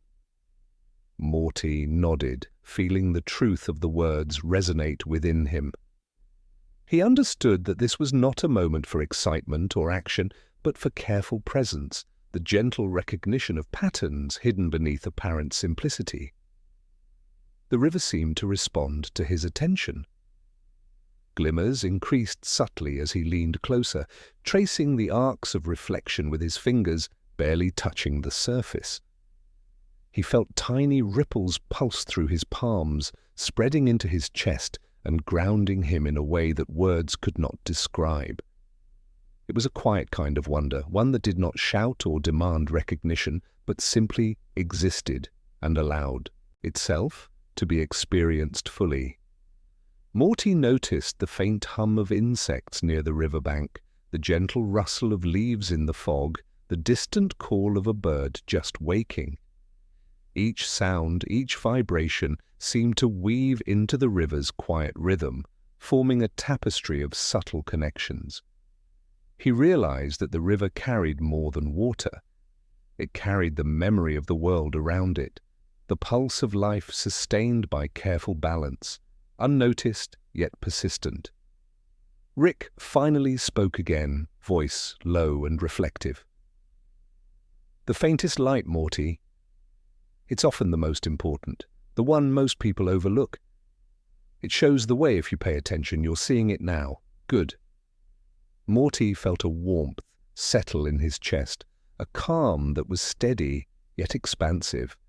He understood that noticing the small, quiet pulses of life was as valuable as any adventure or loud discovery he had experienced. As the morning stretched into afternoon, Morty followed the river's gentle curves, moving with patience and care. Each bend revealed new subtlety, reflections of fog-shrouded trees, tiny ripples that danced in patterns he could feel more than see, and glimmers of light that shifted with a quiet, deliberate rhythm. He felt as though he were walking through a living meditation, guided by the pulse of water and the faint luminescence beneath the surface. Rick stayed nearby, observing without intruding. Occasionally he muttered softly, "He's learning it. Really learning." Morty heard it but said nothing, letting the river teach him its quiet lessons. The water spoke not with words, but with rhythm, pulse, and subtle light, showing him the importance of noticing what was easily overlooked. By evening, the fog had lifted, and the river shimmered more clearly under the fading sun. Morty knelt again, feeling the faint vibration through his fingers, through his chest, through the quiet spaces of his awareness. He understood that this river was not merely a part of the physical world, it was a guide, a gentle teacher of patience, perception, and careful attention. Night arrived, carrying a calm hush over the land. Morty lay in bed, letting the memory of the river settle within him. He dreamt of faint glimmers pulsing across the water, of ripples stretching infinitely, connecting all things in subtle, delicate threads. He felt the presence of Rick, quiet but supportive, sharing the rhythm without words, letting him discover, notice, and learn. In the dream, the river flowed endlessly, carrying light, memory, and quiet lessons to every corner of existence. Morty realized that life, like the river, was made of subtle movements and faint pulses, visible only to those willing to slow down, to observe, and to respond with patience and care. He felt the pulse of existence deep in his chest, steady and reassuring, reminding him that even the faintest light holds meaning, even the smallest moments carry significance. Rick, somewhere in the soft glow of the garage, whispered, almost to himself, "He's feeling it. He's really feeling it." And in that acknowledgement there was warmth, subtle yet enduring, a quiet recognition of growth and understanding that did not require explanation or applause. And so, the river of faint light remained in Morty's mind, a quiet guide through the subtle rhythms of the world. Its pulse carried him into dreams, into waking hours, and into the unfolding days to come, a reminder that patience, attention, and gentle presence could illuminate even the most ordinary places, revealing beauty, connection, and wonder where others saw only surface calm. Morty wandered into the garden just as twilight began to stretch its muted colors across the sky. The garden was familiar, yet tonight it seemed different, quieter, more deliberate, as if the air itself had learned to move slowly. Each flower leaned gently toward the fading light, and the leaves whispered softly in a language that required no translation, only careful attention. Morty felt drawn to the center, where the grass grew thick and soft, inviting him to kneel and observe the subtle rhythm of the world around him. Rick followed behind, hands tucked into the pockets of his lab coat, speaking only occasionally. "Notice them," he murmured, gesturing to the faint shimmer on the petals and the dim glow on the tips of leaves. "People miss this kind of light. Most think only stars or lamps matter. They don't realize even plants have their own quiet glow." Morty nodded, absorbing the quiet wisdom, feeling the stillness around him settle into his chest like a gentle warmth. He crouched near a patch of flowers whose colors seemed to shift imperceptibly in the dimming light. Tiny motes of glowing pollen hovered above them, moving in patterns that felt almost deliberate, like a soft choreography of patience and grace. Morty reached out to touch one, careful not to disturb the fragile dance. When his fingertips brushed the air, the motes scattered briefly, then reformed in new patterns. He realized that the garden responded to his presence, not with urgency or demand, but with gentle acknowledgement. Rick watched, leaning against a tree. "Everything responds if you notice it," he said softly. "Not everyone can see the answer in the stillness. Most people expect action, noise, excitement. You see the life in quiet. That's rare." Morty smiled faintly, a quiet swell of pride filling him. It was not the pride of accomplishment, but a soft, reflective acknowledgement that he was learning to observe, to listen, and to understand without needing to interfere. As darkness deepened, Morty noticed tiny lights beginning to appear overhead. They weren't stars in the conventional sense, not celestial bodies so far away as to seem untouchable. Instead, they floated just above the garden like scattered fragments of memory, faintly glowing orbs that pulsed in rhythm with the quiet hum of life around him. He realized they were not separate from the garden, but extensions of its own pulse, fragile and luminous, existing only because he had slowed down enough to notice them. Rick approached quietly, holding a small lantern that cast a gentle, warm glow across the grass. "Most people miss this," he said again, voice soft. "They see dark and think nothing's alive. You see differently. You notice the light even when it fades." Morty felt a subtle gratitude, a gentle comfort that settled across his shoulders like a soft shawl. The garden, the faint stars, even Rick's quiet presence, all were threads weaving him more deeply into the rhythm of the world. He wandered slowly through the pathways, each step deliberate, allowing the garden's faint stars to guide him. The air smelled faintly of damp earth and soft blooms, a fragrance that seemed to carry history, memory, and quiet wisdom all at once. Morty felt each breath anchor him more deeply in the moment, a sense of patient presence spreading through him like ripples across water. He realized the garden had not changed, he had. His attention, patience, and care had transformed the way he experienced the world. Rick spoke little, only offering soft murmurs of guidance when Morty seemed uncertain. "Even fading light matters," he whispered at one point. "Even subtle life carries meaning. Most overlook it because they're rushing. You don't." Morty understood, not in words, but in the slow rhythm of his heartbeat. He realized that noticing the quiet, the fading, the almost invisible was a kind of power, a subtle awareness that connected him to life in ways he had not felt before. The night deepened, and the faint stars above the garden pulsed in slow, gentle rhythms, almost like a lullaby. Morty knelt among the flowers, letting the glow wash over him, feeling it resonate through his chest. He understood now that light, life, and awareness existed not only in grand, visible displays, but in quiet, fading moments, in delicate patterns, and in the spaces where most people never thought to look. Rick finally left him alone, standing silently at the edge of the garden.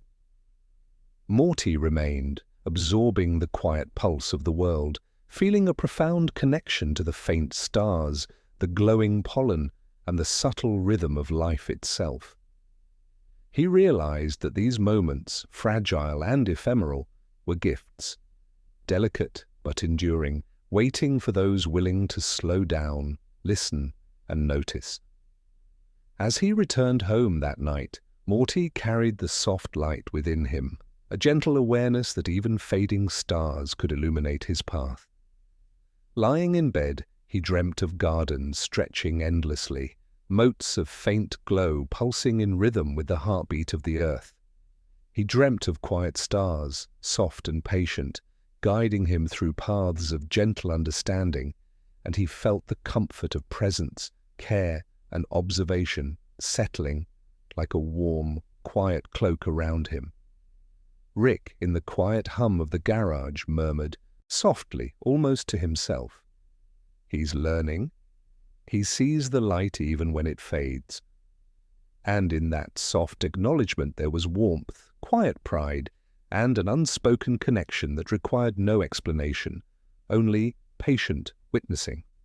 And so the garden of fading stars remained in Morty's mind, a place of gentle guidance, soft luminescence, and patient reflection. He carried its lessons into dreams, waking hours, and the slow unfolding of days to come. That even the most subtle light, when noticed, could illuminate, guide, and teach, creating a quiet, enduring resonance in the heart. The night stretched long, and when dawn arrived, it was not with blinding brilliance, but with a muted, silvery calm. Morty awoke to the sound of flowing water, distant at first, then slowly nearer, like a whispering presence calling him toward a place he had not yet seen. He rose quietly, the memory of the garden's fading stars still fresh in his heart, and followed the sound until it carried him to the edge of a river, unlike any he had ever known. The water did not rush or crash with noise. Instead, it moved in silence, each ripple gliding like silk across stone, each current flowing as though it had been alive for centuries and had learned the art of patience. Mist curled above its surface, shifting like veils drawn by unseen hands, and Morty felt as though he had stumbled upon something eternal. The river did not merely flow through the land.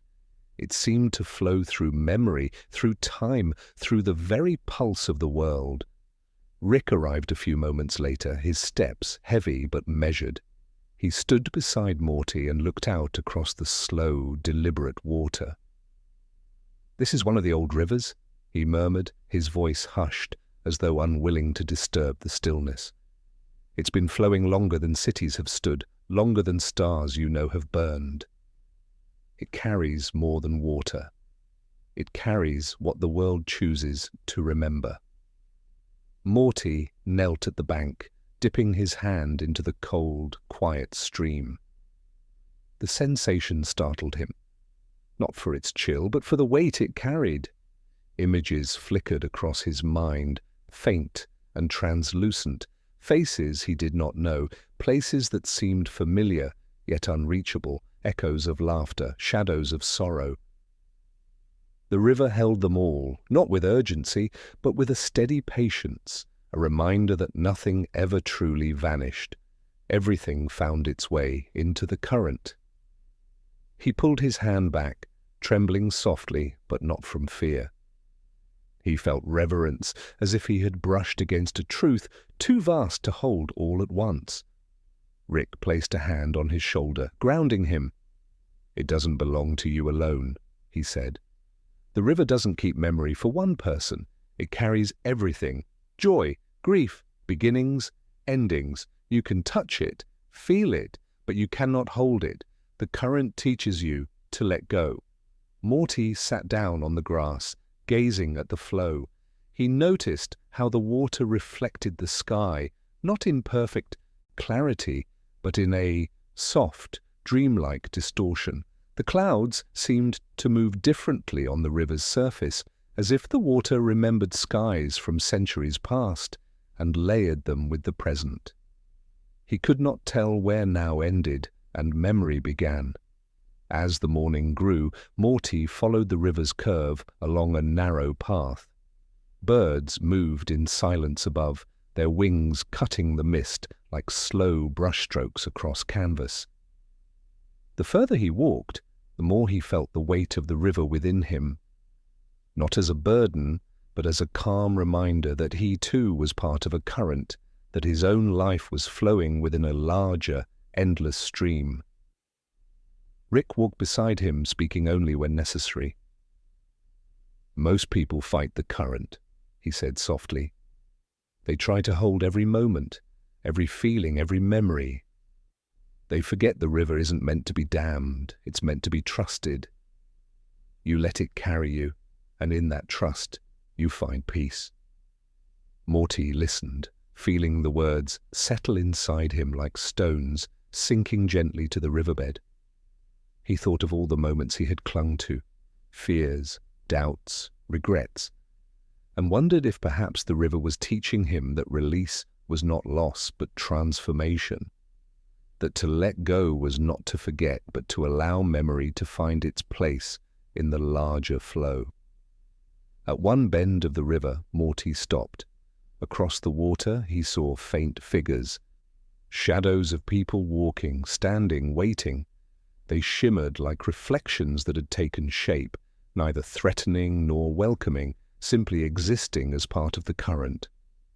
Morty blinked, unsure if they were illusions or truths too subtle to name.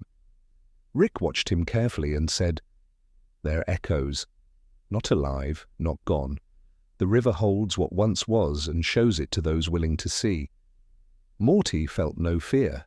Instead, he felt a strange comfort, as if those shadows carried not loneliness, but continuity. They were reminders that nothing vanished entirely, that even fading moments remained in some form, flowing endlessly through time. He sat by the bank again, closing his eyes, listening to the soundless song of the water. He felt the weight of his own life's current, the laughter he had known, the moments of pain, the quiet joys he rarely spoke aloud. All of it drifted into the flow, not lost, but carried, woven into something larger. Tears slipped down his cheeks, not heavy but gentle, like dew sliding from leaves at dawn. They were not tears of grief, but of recognition. Rick, watching from a small distance, allowed the silence to remain. He knew the river was teaching Morty in ways words could not. To interfere would have been to disturb a conversation older than either of them. He simply stood, hands folded, letting the mist curl around him as the water continued its endless journey. As the day waned, Morty finally rose. He looked once more at the river, its soft glimmer catching the last light of the sun. He felt lighter, not because the river had taken his burdens, but because it had shown him how to let them move, how to trust their place in the flow. Walking back, Morty carried the silence of the river with him. It became a quiet rhythm beneath his breath, a soft reminder that life's stream could be trusted, that he too was part of something vast and eternal, that nothing was wasted, nothing erased, only transformed and carried forward. That night, as he lay beneath the ceiling of his room, The river flowed again in his dreams, silent, infinite, carrying starlight and memory alike. And he, drifting peacefully, allowed himself to be carried, knowing the current would never abandon him. The following day began with a hush, as though the world itself wished to hold its breath. Morty awoke to the faint glimmer of light moving beyond the walls of his rest. It was not the sun, for dawn had not yet broken. It was softer, warmer, like a glow that belonged not to the heavens but to the quiet heart of the earth. Curious, he rose and followed it, his steps cautious, drawn as if by an unseen thread. Through the mist of the early hours, Morty discovered a lantern resting at the base of an old tree. Its glass was clouded with age, yet the flame within burned steady, neither too bright nor dim. It was a flame that did not consume its fuel too quickly, a flame that seemed to understand restraint. When Morty reached for it, his fingers brushed against the iron handle, warm but not searing, as though the lantern had been waiting for him. Rick appeared from the shadows of the path, his eyes half-lidded, carrying no expression of surprise. "That lantern," he said quietly, "is not for wandering travelers. It appears when the river deems someone ready to carry its glow forward." Morty turned the lantern slowly in his hands. The light did not waver even when he tilted it. It gave off not merely illumination, but a presence, like comfort, like a voice without sound. "What am I supposed to do with it?" Morty asked, still watching the flame. Rick's voice came low, calm. "You don't command it. You walk with it. It doesn't light the path ahead to tell you where to go. It lights enough for the next step and then the one after. The lantern doesn't promise certainty. It promises company." Morty stared into the flame. It was small, almost fragile, yet it carried a warmth that settled into him, easing the remnants of fears he hadn't realized he still held. The flame seemed to breathe with him, as if its glow moved in rhythm with his own pulse. Holding it, he felt less alone. They walked together, Rick just behind him, as Morty carried the lantern along the forest's narrow trail. The light touched the trees gently, revealing not the whole of their form, but just enough to show texture. The age in their bark, the silver thread of spiderwebs between their branches, the quiet glisten of dew. Morty realized that without the lantern, he might never have noticed these details.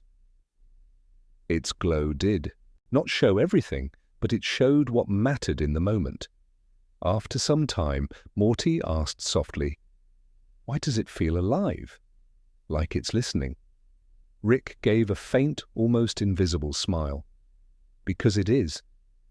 Every flame carries memory. This one is no different. The lantern gathers fragments from those who carry it, fears, hopes, even silence, and turns them into light. You're walking not only with your own glow, but with the echoes of those who carried it before you." Morty slowed, looking at the flame with deeper reverence. He thought of how it had waited at the tree, how it had not been placed there by accident. It was not just a tool, it was a companion, a witness to the quiet paths of many before him. And now it was part of his journey too. They came upon a clearing where the lantern's glow revealed shapes carved into the stones, circles, spirals, patterns that seemed to weave in and out of one another. Morty held the lantern closer, and the carvings caught its light, shining faintly as though waking from long sleep. The designs shifted subtly as though the flame unlocked them. "What are they?" Morty asked. Rick crouched near one of the stones, tracing the carved spiral with his finger. "Maps," he said. "But not the kind that show roads or mountains. They're maps of feeling, of memory. Each pattern marks a journey someone once carried through this place. The lantern remembers them, and so the stones answer." Morty felt a shiver pass through him, not of fear but of awe. He realized that the flame he held did not belong solely to him. It was the accumulation of countless lives, each leaving behind a fragment of their walk, each carried into the next. The thought humbled him, grounding him in the silence of the clearing. He sat by one of the stones, holding the lantern steady. The glow touched his face, soft and warm, and for a moment he thought he saw faint outlines in the mist. People walking just beyond the edge of vision, not intruding, not staying, simply passing. Their presence felt like whispers, like distant breaths of memory. Rick's voice came again, quiet. Do you feel it? You're not alone. You've never been alone. The lantern shows you what you forget when you're lost in your own shadow, that the path you walk is shared, even when no one else is in sight. Morty lowered his gaze, his throat tightening.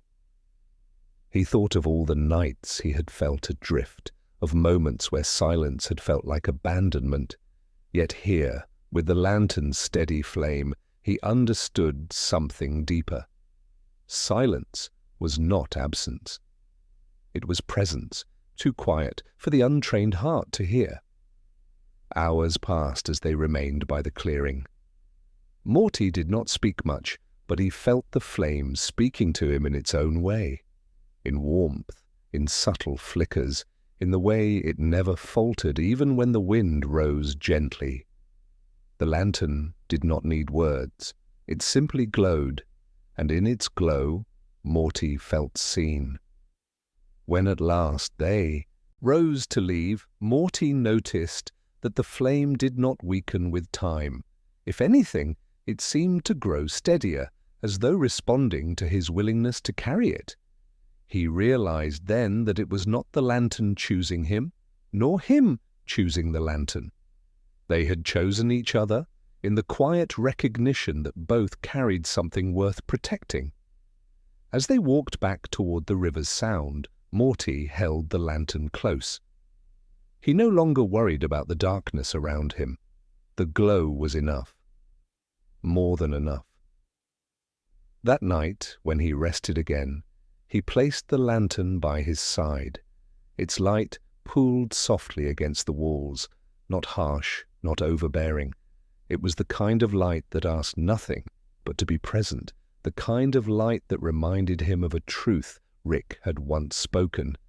Not all guidance comes from answers. Some comes from companionship. Morty closed his eyes, and as sleep approached, he felt the lantern's warmth at his side, steady and unwavering, as if whispering that he would never again have to walk alone in the dark. The following morning rose slowly, as though the sun itself were reluctant to disturb the fragile silence that had settled during the night. Mist drifted low over the ground, curling like the breath of an unseen presence, clinging to the riverbanks and to the roots of the ancient trees. Morty awoke with the lantern still glowing softly beside him, its flame steady, patient, as though it had watched over his dreams. For a moment, he lingered in that warmth, unwilling to move, because moving meant entering again into the unknown. Rick, sitting at a distance, broke the quiet with his voice. The river doesn't wait forever. If you're ready, it will show you the bridge. Morty rose, lantern in hand, and followed the sound of rushing water. The mist thickened as they drew closer, muffling the world until only the glow of the lantern and the rhythm of their footsteps remained. Then, out of the whiteness, a shape emerged, a bridge stretching across the river. It was not made of stone nor wood, but of something less certain, as though woven from threads of memory and song. The air around it seemed alive with echoes, fragments of voices that rose and faded like waves. Morty hesitated. The bridge was narrow, shimmering faintly in the lantern's glow, as though it could dissolve if touched too harshly. "What if it disappears while I'm on it?" he asked quietly. Rick's reply was calm, steady. It won't, but it will test you. The bridge remembers everything you carry: fear, longing, silence, hope. Those echoes become the steps you walk upon. The more you face them, the stronger the bridge becomes. Morty held the lantern closer, its light spilling gently onto the strange structure.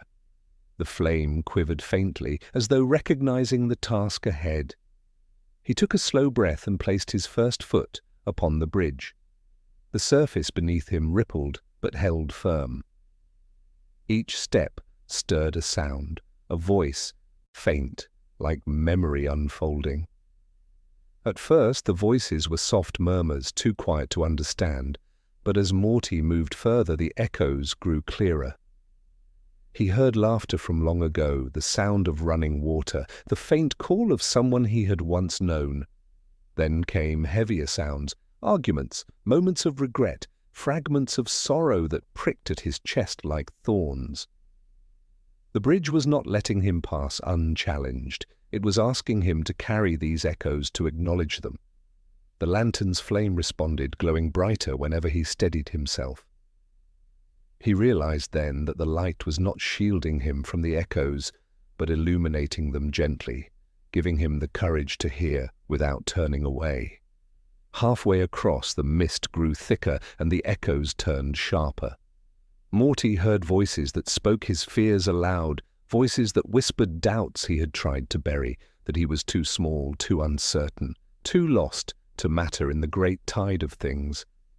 Each step forward made the whispers louder until they pressed against him like a storm. He faltered, clutching the lantern close. The flame flickered but did not go out. Rick's voice reached him faintly from the far bank. "Don't fight the echoes. Let them speak. They can't harm you unless you believe they're all there is." Morty stood still, breathing, letting the voices move through him like wind through branches. The lantern glowed warmly, steadying his heartbeat. Slowly, the storm of echoes softened. The voices did not vanish, but they lost their weight, becoming background to the steady rhythm of his steps. Morty realized then that the bridge was not demanding perfection. It was asking for honesty, the willingness to face what he carried without denying it. He continued forward, and soon the echoes changed again. They became gentler, like fragments of forgotten kindness, a hand that once rested on his shoulder, a word of encouragement from years past, the simple memory of watching stars in silence. These moments rose like lanterns in the mist, and Morty felt something stir in his chest, not triumph, but a quiet belonging, as though the bridge were showing him that he was woven into many lives, even when he had not realized it. The river roared below, endless and deep, but the bridge carried him, step by step, until the far bank began to take shape through the mist. The ground was solid, waiting, yet Morty did not rush. He paused in the middle, holding the lantern high, letting its glow wash across the echoes one last time. The voices grew softer, blending into a single, low hum, as if the bridge itself was singing him onward. When he finally stepped onto solid ground again, the mist parted, revealing a vast expanse beyond, a valley lit by the pale gold of morning, where the river wound like a silver thread through fields and hills. Morty lowered the lantern, his hands trembling slightly, not from fear, but from the weight of what he had just crossed. Rick joined him, his face unreadable, but his eyes carrying the faint glimmer of approval. "You crossed because you listened. Most people run from their echoes or try to silence them. You carried them. That's the only way forward." Morty nodded, though words felt small compared to what he had felt. He looked back once at the bridge, but already the mist was closing in, swallowing it, as though it only existed for those willing to step upon it. As they walked into the valley, Morty carried the lantern differently now. It was not just a light to see by, but a reminder that echoes were not chains but companions, reminders of both pain and tenderness woven into the same song. The valley stretched wide and endless, filled with the promise of paths unseen, but Morty no longer feared the distance. He carried a flame that remembered, a flame that did not waver even when shadows pressed close. And though the road ahead was uncertain, he felt a quiet steadiness within him, like the bridge's hum still lingering in his chest. That night, as he rested beneath the open sky, Morty placed the lantern by his side once more. Its glow mingled with the stars above, and for the first time he felt that the two lights, one burning close, one burning far, were not so different. Both were reminders that no matter how vast the silence seemed, there was always a glow waiting, steady, patient, and unafraid of the dark. The valley stretched wide before them, its expanse both inviting and intimidating. The golden light of morning touched the grasses, making them shimmer like a sea of gentle waves. Wildflowers swayed softly, bending with the breeze as though bowing to the unseen rhythm of the world. A great silence lay across the land, not the silence of emptiness, but one filled with hidden listening, as though the earth itself was waiting for something. Morty walked slowly, the lantern cradled close. Its glow was faint in daylight, yet still alive, like a quiet heartbeat. He found comfort in its persistence, the way it refused to vanish even under the wide gaze of the sun. Rick strode ahead, hands behind his back, his coat brushing against the tall grass. There was something in his posture that mirrored the valley, steady, reserved, filled with unspoken meaning. "Why does it feel so quiet here?" Morty asked at last, his voice low, respectful of the hush around them. Rick glanced toward him, then toward the rolling horizon. "This place is called the Silent Valley. Some say it listens to those who walk it. Others say it remembers. Either way, it doesn't waste words." They moved onward. The path was not marked, but it seemed to shape itself beneath their feet, a soft track of trampled grass guiding them through the openness. At times, Morty felt the silence pressing gently against his ears like water, submerging him in thought. Every sound, the rustle of leaves, the distant call of a bird, seemed amplified, carrying more weight than usual. As they walked, Morty noticed shapes scattered across the valley floor. Stone pillars, weathered and leaning, some half buried in grass. They were carved crudely, marked with symbols that had nearly eroded away. He reached out and touched one as they passed. The stone was cool, humming faintly beneath his palm, as though storing the memory of countless hands before his. "What are these?" he asked. "Echo markers," Rick replied. Each one was left by someone who passed through. Not as monuments, but as reminders. They don't tell you what to remember, only that remembering matters. Morty let his hand linger a moment longer, then released it. The silence around them deepened, as though the stone had acknowledged him in return. He felt both humbled and unsettled, as though the valley knew more about him than he was ready to admit. The day stretched long. Sunlight drifted across the grasslands, shadows lengthening like slow tides.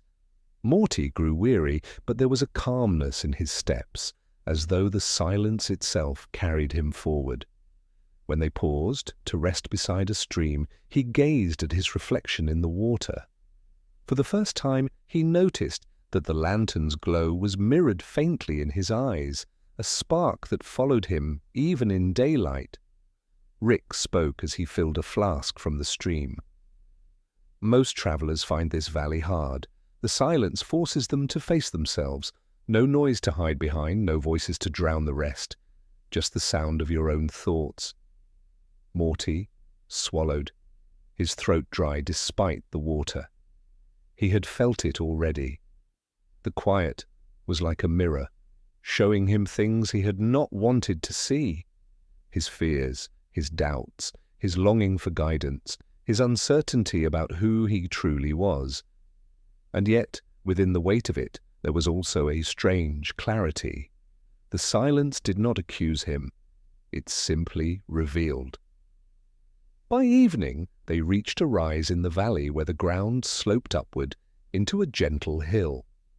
From its crest, Morty could see the entire expanse, rivers winding like silver veins, clusters of stones marking forgotten paths, and the long shadow of mountains in the far distance. The air here was cooler, carrying a faint scent of pine from somewhere unseen. They made camp at the hill's edge. Rick lit no fire, for the valley's hush seemed to resist flame. Instead, Morty placed the lantern on the grass between them. Its glow spread softly across the ground, pushing back the deepening dusk. The silence leaned closer, as though listening to the flame itself. Morty lay back, staring at the sky. Stars revealed themselves one by one, scattering like dust across the vast dome above. In the stillness his thoughts drifted, rising and falling like the tide. He remembered the bridge, the echoes, the voices that had both tested and steadied him. Now in the valley those echoes seemed far away, softened by distance. Here the silence was the teacher, and it spoke without sound. After a long pause, Morty whispered, "Rick, why am I here? Why am I following you through all this? It feels like I'm walking through someone else's dream." Rick did not answer immediately. His gaze was fixed on the horizon, where the last light of dusk was fading into shadow. Finally, he said, "Because you carry a flame that doesn't belong only to you? The world remembers such flames. They guide, even when the bearer doesn't know the way." Morty turned his head, watching Rick's silhouette against the dim sky. "But what if I fail? What if the flame goes out?" Rick's voice was steady, almost tender. "Every flame falters. That doesn't mean it dies. The lantern isn't just yours to keep, it's yours to carry. There's a difference." Morty absorbed the words in silence, the lantern's glow warm against his side. He thought of the valley again, how it listened without judgment. Perhaps that was the lesson. To walk forward even with doubt, to keep carrying the light even when silence offered no answers. As sleep drew near, Morty felt the hush of the valley surround him like a blanket. His heartbeat slowed, his breath deepened. Above, the stars burned with ancient calm, and beside him, the lantern held its steady glow. Somewhere in that stillness, Morty realized he no longer feared the silence. It was not emptiness. It was presence. It was listening. And in that listening, he felt less alone. The valley dreamed with him that night. The grass swayed gently, though no wind touched it. The stones hummed faintly as though remembering him, and the river's silver thread shone beneath the moon like a path still waiting to be followed. When morning came, Morty rose without hesitation. The silence still lingered, but now it felt like a companion rather than a weight. He lifted the lantern, its flame greeting the dawn, and followed Rick once more into the endless valley, knowing that whatever lay ahead, the silence would walk beside him, steady and unbroken. The valley's hush stretched behind them as they climbed into the higher country. Hills gave way to ridges, ridges to cliffs, and cliffs to jagged steps that carried them upward into a land where the wind never seemed to rest. It sang through the rocks, low and mournful, then rose into shrill cries, as though the air itself carried voices that could not die. Morty tightened his cloak around his shoulders, the cold biting sharper with each turn of the path. The lantern's glow flickered, yet held its core of steady fire. Rick walked ahead, his pace measured, his eyes fixed on the horizon. He seemed neither slowed by the climb nor moved by the wind's constant song. Morty envied that calm, yet part of him wondered if Rick truly felt nothing, or if his silence was a shield against storms unseen. As twilight deepened, Morty caught sight of it, rising from the spine of the mountains like a sentinel. A tower, slender yet impossibly tall, its surface gleaming with pale stone that seemed carved not by hands but by the wind itself. The Tower of Winds. It stood apart, a lonely figure in a kingdom of jagged peaks, its top vanishing into the storm-dark sky. "That's it," Rick murmured, his voice almost lost in the gusts. "The tower where voices gather." Morty frowned. "Voices? You'll hear them soon enough." By the time they reached the base, night had fully claimed the land. Stars wheeled above, sharp and cold, their light scattered between ragged clouds. The tower loomed vast before them, its entrance a narrow arch of stone, unmarked by doors. The wind howled as it funneled through the arch, carrying with it 1,000 whispers. Morty shivered. Each whisper seemed to brush against his ear, almost forming words, but always dissolving before they could be understood. Rick gestured toward the opening. "Go on." Morty hesitated, clutching the lantern tighter. The flame wavered, casting trembling shadows across the stone. But something within him urged him forward, a mixture of dread and calling. He stepped through. Inside, the air stilled. The tower's interior was a spiraling shaft, its walls curving upward so far that the top was swallowed in shadow. Steps wound along the circumference, narrow and steep, carved directly into the stone.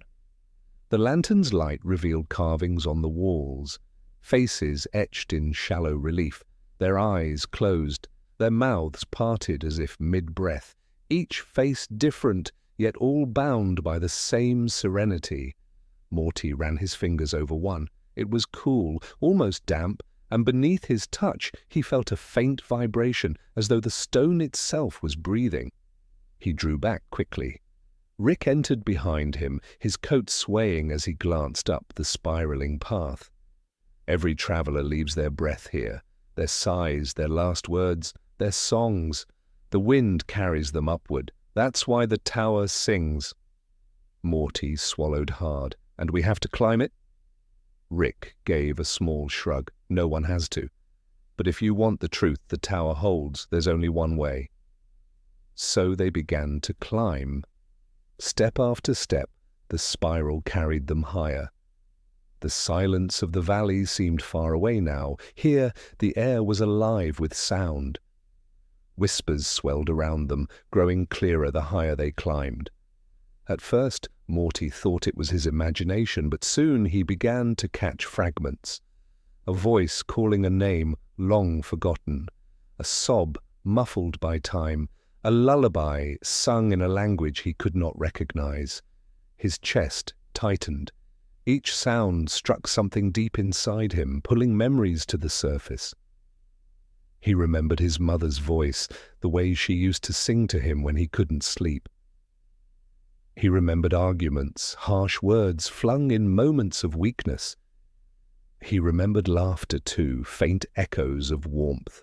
The voices in the tower braided themselves with his own memories, weaving a net he could not escape. He faltered. "Rick, it's too much.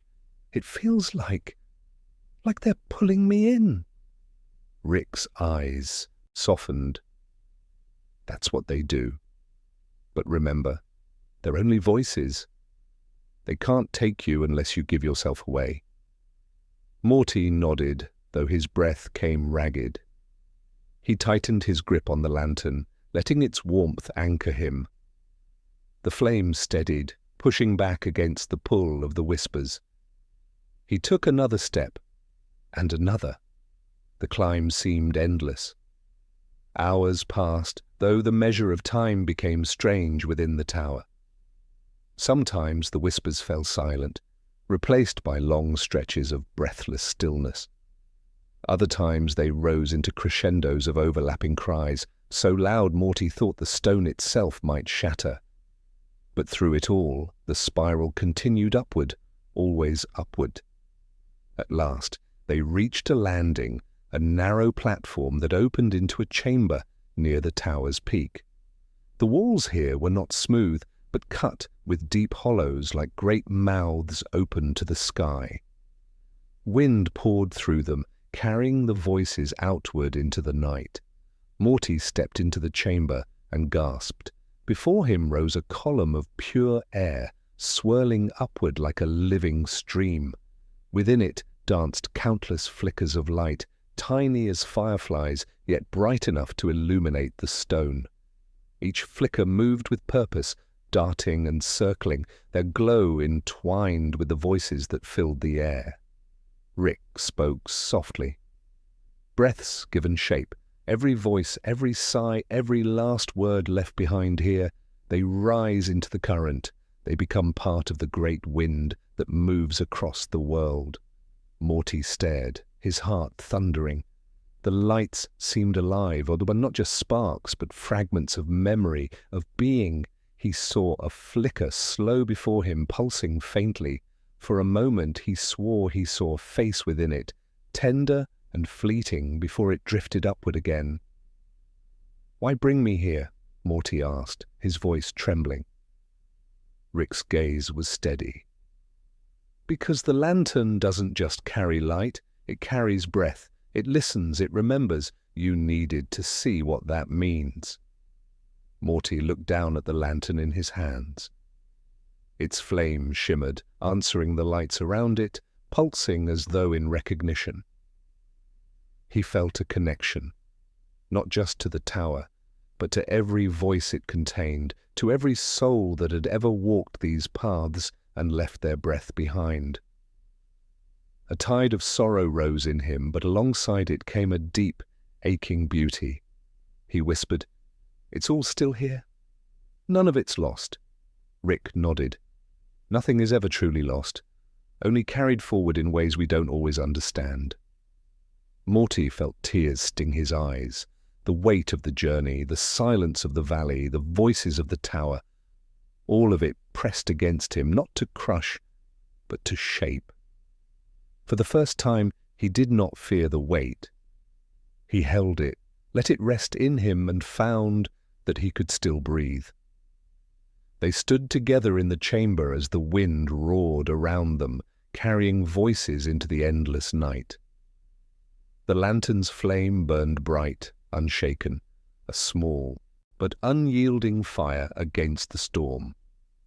And Morty, gazing upward into the swirling lights, knew that his path was only beginning. The voices were not a burden, they were companions. When they finally descended, the tower did not feel heavy behind him. Instead, it felt like a promise, a reminder that the breath of every step, every word, every silence mattered. The wind followed him down the spiral, not as a howl, but as a song. Dawn found them at the foot of the mountains, the tower fading behind like a dream half remembered. The wind no longer howled, yet carried with it a gentler song, as though the voices of the Tower of Winds had followed them into the waking day. Morty walked with quiet steps, the lantern held close. Its flame glowed warmly, answering the faint touch of light on the horizon. The land before them was unlike any they had crossed. The earth leveled into wide plains where the soil glittered faintly, as if dusted with crushed crystal. Far off, the glimmer gathered into a line that cut across the plain, shining even in the dimness of dawn. It was a river, though no ordinary one.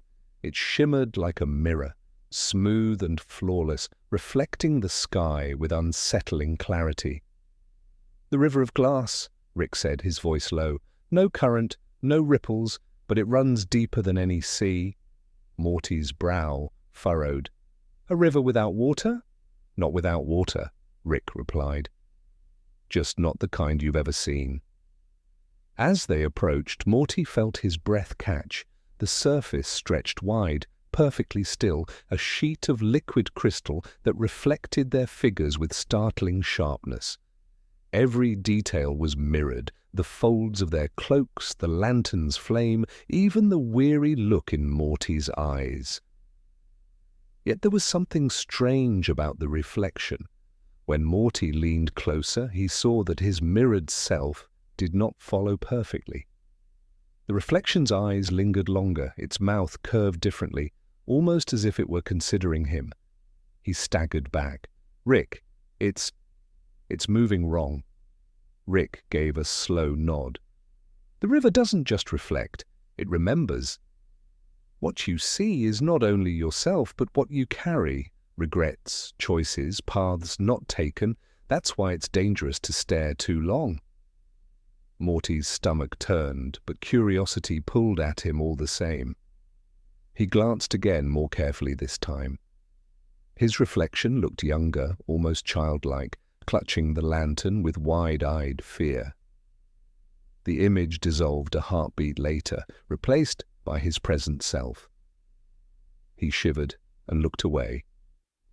Rick stepped onto the surface without hesitation. His boots made no splash, no crack. They rested as though the river were solid glass.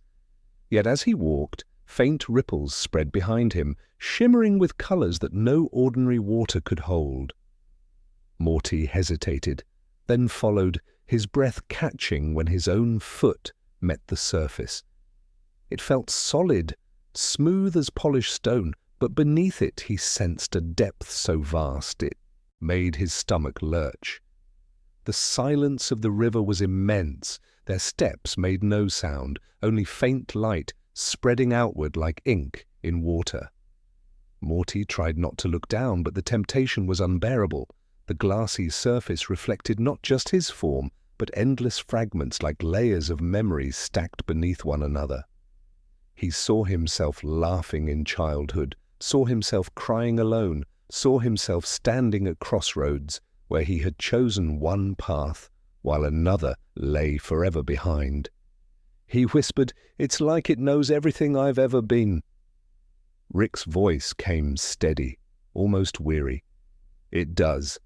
The river holds every step, every breath, every silence. It remembers for those who cannot." They walked deeper across its surface, the shore shrinking into the distance. Above, the sky grew brighter, streaked with pale gold. Yet below, in the mirrored depths, Morty saw storm clouds, dark and heavy, rolling where no storm touched the real sky. It felt wrong, as if the river showed not just the past, but futures weighed by doubt and sorrow. The voices from the tower seemed to stir faintly in Morty's memory, whispering in rhythm with the shifting images beneath the glass. He tightened his grip on the lantern, grounding himself in its glow. The flame pulsed, and for an instant the storm beneath the river eased. Rick glanced at the lantern. "It listens here too. That's why we carry it." Hours passed, or perhaps only moments. Time moved strangely upon the river. Morty felt weariness sink into his bones, but also a strange clarity, as though the weight of every memory sharpened his steps. Then far ahead he noticed a figure standing motionless on the glass. At first he thought it was a traveler, waiting, but as they drew nearer, Morty's breath caught. The figure was himself, or rather, his reflection made flesh. It stood taller, older, cloaked in shadow, the lantern in its hand burning with a darker fire. Its eyes gleamed with something Morty could not name, something between sorrow and defiance. The reflection spoke, its voice like wind across broken glass. "Why do you carry what cannot be mended?" Morty froze. His throat tightened, words failing him. Rick did not move, his expression unreadable, as though this moment was meant for Morty alone. Morty stammered. "Because it matters. Because if I let it go, then nothing would mean anything." The reflection tilted its head.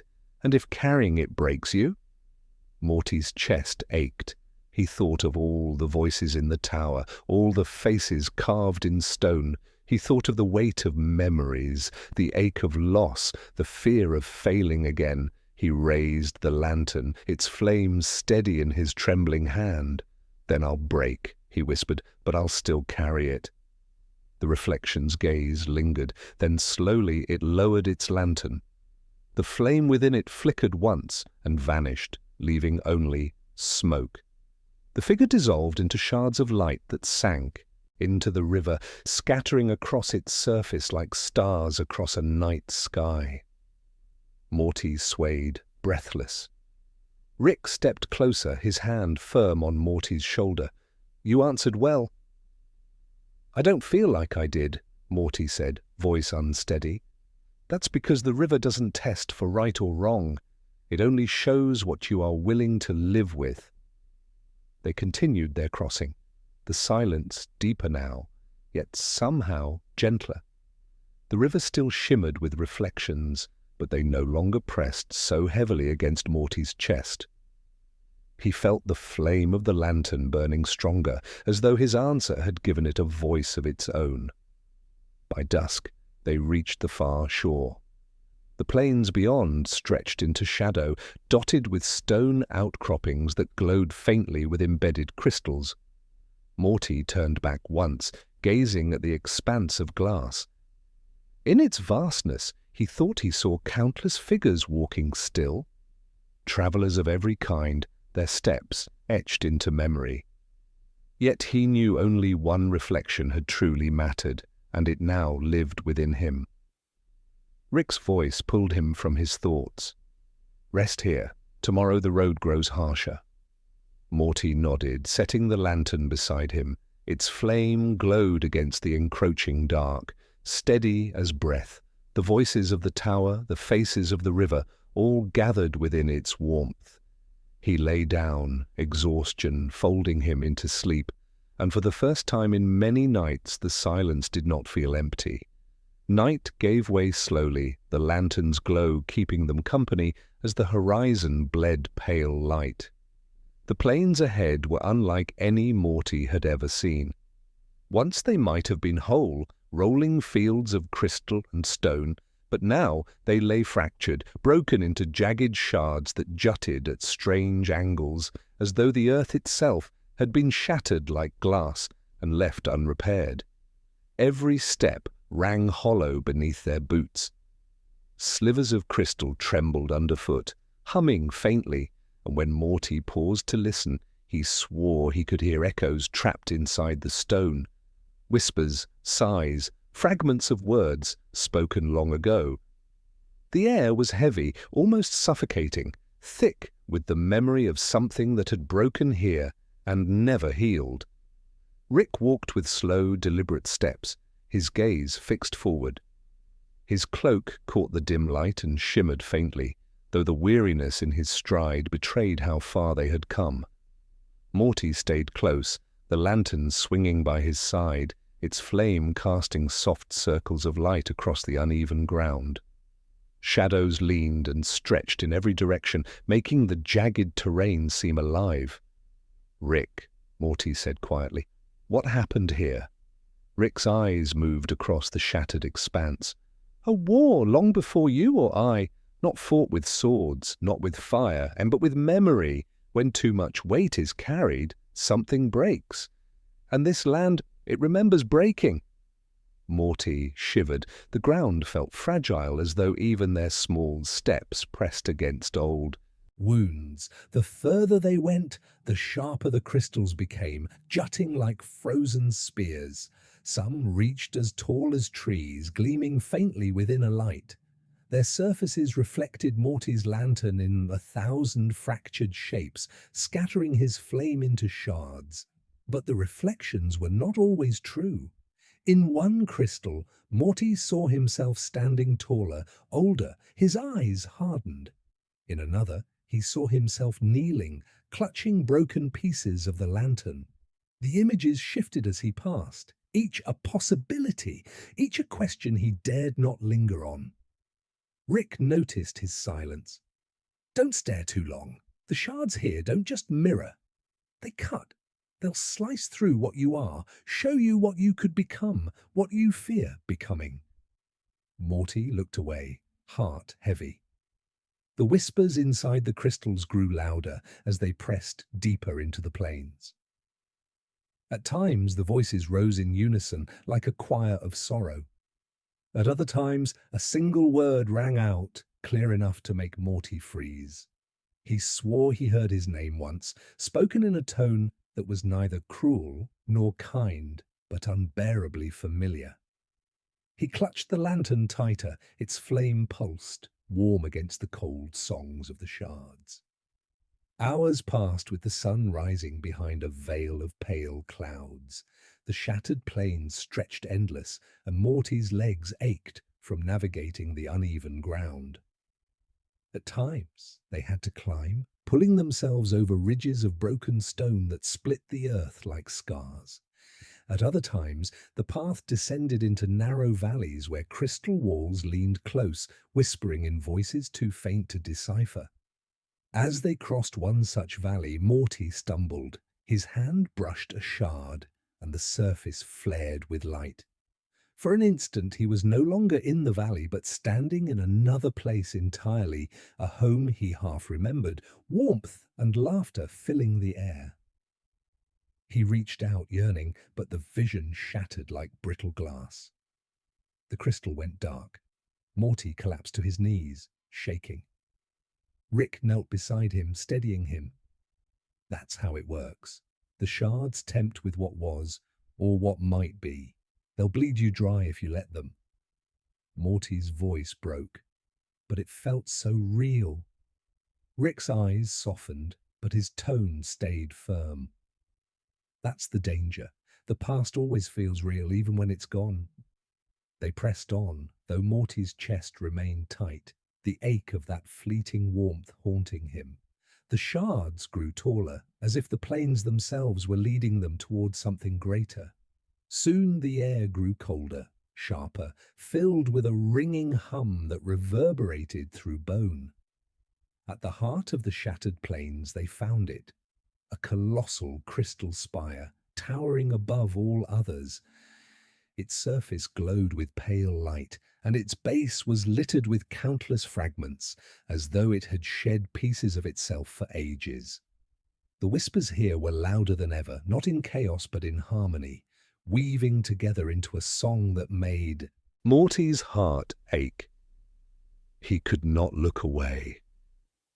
The spire reflected him 100 times over, each reflection a different face, a different path, a different weight of sorrow. One showed him without the lantern, empty-handed. Another showed him smiling, unburdened. Another showed him broken, lost among the shards. The voices rose until they were deafening. Morty pressed his hands to his ears, but the sound was inside him, not outside. He fell to his knees before the spire, tears stinging his eyes. I can't carry this. I can't keep walking like this. Rick stood behind him, silent for a long moment. Then he placed a hand on Morty's shoulder. That's the truth of it, Morty. None of us can carry everything. Not without breaking. The question is, which pieces you choose to hold and which you let fall. The lantern's flame flared suddenly, casting golden light across the spire. The reflections shifted. For the first time, Morty saw not endless versions of himself, but only one, himself as he was, trembling, weary, yet standing with the lantern in his hands. The voices softened, falling into silence. Morty rose slowly, his breath uneven. The spire no longer loomed with accusation, but stood like a monument, bearing witness without judgment. He bowed his head, then turned back to Rick. I don't know if I can choose what to keep and what to let go, Morty whispered. You don't have to, Rick replied. Not yet. The road will choose for you. All you can do is keep walking. They left the spire behind as the day waned. The shards around them grew smaller, the whispers fading into quiet hums, until only silence remained. The shattered plains stretched behind them, endless and glimmering in the light of a fading sun. That night they camped at the edge of the plains, the lantern between them. Its flame was steady, no longer scattering into shards but whole and unbroken. Morty stared at it until his eyes grew heavy, and as he drifted into sleep, he thought he heard the faintest sound. Not sorrow this time, but something gentler, like a lullaby carried on the wind.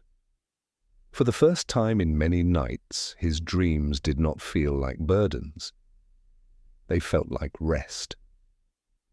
The dawn after the shattered plains was pale and thin, its light hesitant, as though it feared to intrude upon what the night had whispered into stone. Morty woke to the lantern's glow, still burning steady, a small flame against the vast silence. Rick had risen before him, standing at the ridge's edge, staring out across the next stretch of land. Before them stretched a deep chasm, carved into the earth like a wound. It seemed to have no end, vanishing into mist below, and the air rising from it was cold enough to bite at skin. Across the void, Morty could just make out a faint structure, an arching bridge of stone and crystal that glimmered faintly in the distance. Rick's voice was low. "The Bridge of Echoes. No path forward but across it." Morty swallowed, hard. The bridge looked fragile. A thin span stretched over an endless abyss. From where they stood, it shimmered strangely, bending light as if the air around it were alive. Even at this distance, he could hear a faint sound rising from the gap. Not wind, not water, but whispers, as though the chasm itself breathed. They descended slowly, boots scraping against loose rock, the path twisting down toward the bridge's entrance. The further they went, the louder the whispers grew, until Morty could almost make out words. Fragments of memory, snatches of voices that seemed to belong to no one, yet belonged to everyone. He shivered, clutching the lantern tighter. At last they reached the beginning of the bridge. Up close, it was more unsettling. The stone was smooth, almost polished, but lines of crystal ran through it, pulsing faintly as though alive. The span curved across the void, vanishing into the mist halfway, leaving Morty unable to see where it ended. Rick stepped forward without hesitation, his cloak catching the light. Morty hesitated, peering over the edge. The mist below shifted and curled, revealing nothing, and the depth made his stomach twist. He hurried after Rick, the lantern's glow barely piercing the fog around them. The moment Morty set foot on the bridge, the whispers changed. They grew clearer, sharper, and he froze as he recognized a voice. His mother's, calling his name the way she had when he was small, her tone soft and warm. He turned, heart racing, but there was no one behind him, only the endless chasm. Rick's voice came from ahead. "Don't stop! That's the trick of the bridge. It knows what you want to hear." Morty swallowed, forcing his legs to move. The bridge felt narrow underfoot, though it was wide enough for them both. Each step echoed softly, the sound carrying out into the abyss, answered by 100 faint echoes that returned not as their footsteps, but as voices, distorted and familiar. Morty kept his eyes on Rick's back, but the voices clawed at his mind. Some spoke gently, others cruelly. He heard laughter that once comforted him, and laughter that mocked him. He heard his own voice, older, warning him. He heard Rick's voice too, saying things Rick had never said, but Morty feared he might someday. The mist thickened as they reached the bridge's center. Shapes flickered within it, vague silhouettes that drifted close before dissolving. Morty's chest tightened. He could feel the pull, an invisible weight urging him to step aside, to lean into the mist, to follow the voices. The lantern's flame wavered, nearly guttering. Rick stopped suddenly. Morty nearly stumbled into him. Ahead, the bridge split. Two paths arched out into the mist, identical, both fading into nothing. Morty's breath caught. Which one's real? Rick's jaw tightened. Neither. Both. The bridge chooses what you carry with you. That's why they call it the echoes. It reflects your own doubts until you're lost in them. The voices grew louder around Morty, pressing against him from every side. He felt his knees weaken. His grip on the lantern slipped for a moment, and the flame flickered dangerously low. Rick, I can't tell which way. Rick turned to him, and for once, his voice was not sharp, but steady, grounding. The lantern, Morty. Trust it, it doesn't lie. Morty raised the lantern with trembling hands. The left path gleamed faintly, its crystal veins glowing, but the light warped, twisting in unnatural shapes. The right path shimmered too, but when the lantern's glow touched it, the flame steadied, strong and golden. He pointed. That way. Rick nodded once, without question, and they moved on to the right path. The whispers grew desperate now, voices rising into shouts. Morty heard his name screamed in anguish, heard promises of safety, of rest, of everything he had ever wanted if he would only turn back. His eyes stung with tears, but he pressed forward, the lantern held high. Rick walked beside him, silent but resolute, his presence a shield against the storm of sound. Step by step, the mist thinned, the voices faltered, breaking into fragments, then into nothing but faint echoes. The bridge's stone solidified beneath their feet, no longer shimmering with deception. And at last they saw it, the far side of the chasm, rising out of the fog like a sanctuary. When they stepped off the bridge, Morty nearly collapsed. His legs trembled, his chest heaved, and tears streaked his face. But the lantern still burned, steady and whole. Rick placed a hand briefly on his shoulder. You didn't listen to them. That's all that matters. Morty wiped his face, staring back at the bridge. From this side it looked ordinary, just stone stretching into mist, no sign of the torment it carried. But he knew what lingered there, waiting for the next traveler who dared. They walked on, leaving the chasm behind as the land rose into gentler slopes.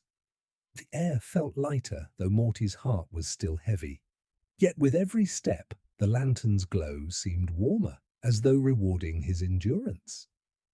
That night, they camped near a grove of pale trees, their leaves silver under the stars. Morty lay awake for a long time, listening to the quiet rustle of branches. No voices came, no echoes, only silence, deep and true. And in that silence, for the first time in a long while, Morty felt the faint stirrings of something he thought he had lost, a fragile thread of hope. The path beyond the silver-leafed grove wound upward, carrying Rick and Morty into a land where the sky itself seemed closer, as though the heavens had bent low to watch them pass. The air was soft, almost luminous, touched with a faint fragrance that Morty could not name. The lantern in his hand glowed steady, but here its light mingled with another, faint sparks drifting in the air like fireflies, though they pulsed with the quiet weight of something, older, something vast. By the second night's travel, they reached a valley enclosed by tall, black cliffs.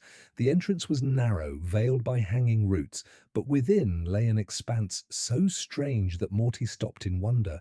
Trees unlike any he had seen stretched high, their trunks black as obsidian, their branches heavy with blossoms that glowed faintly like fragments of the night sky.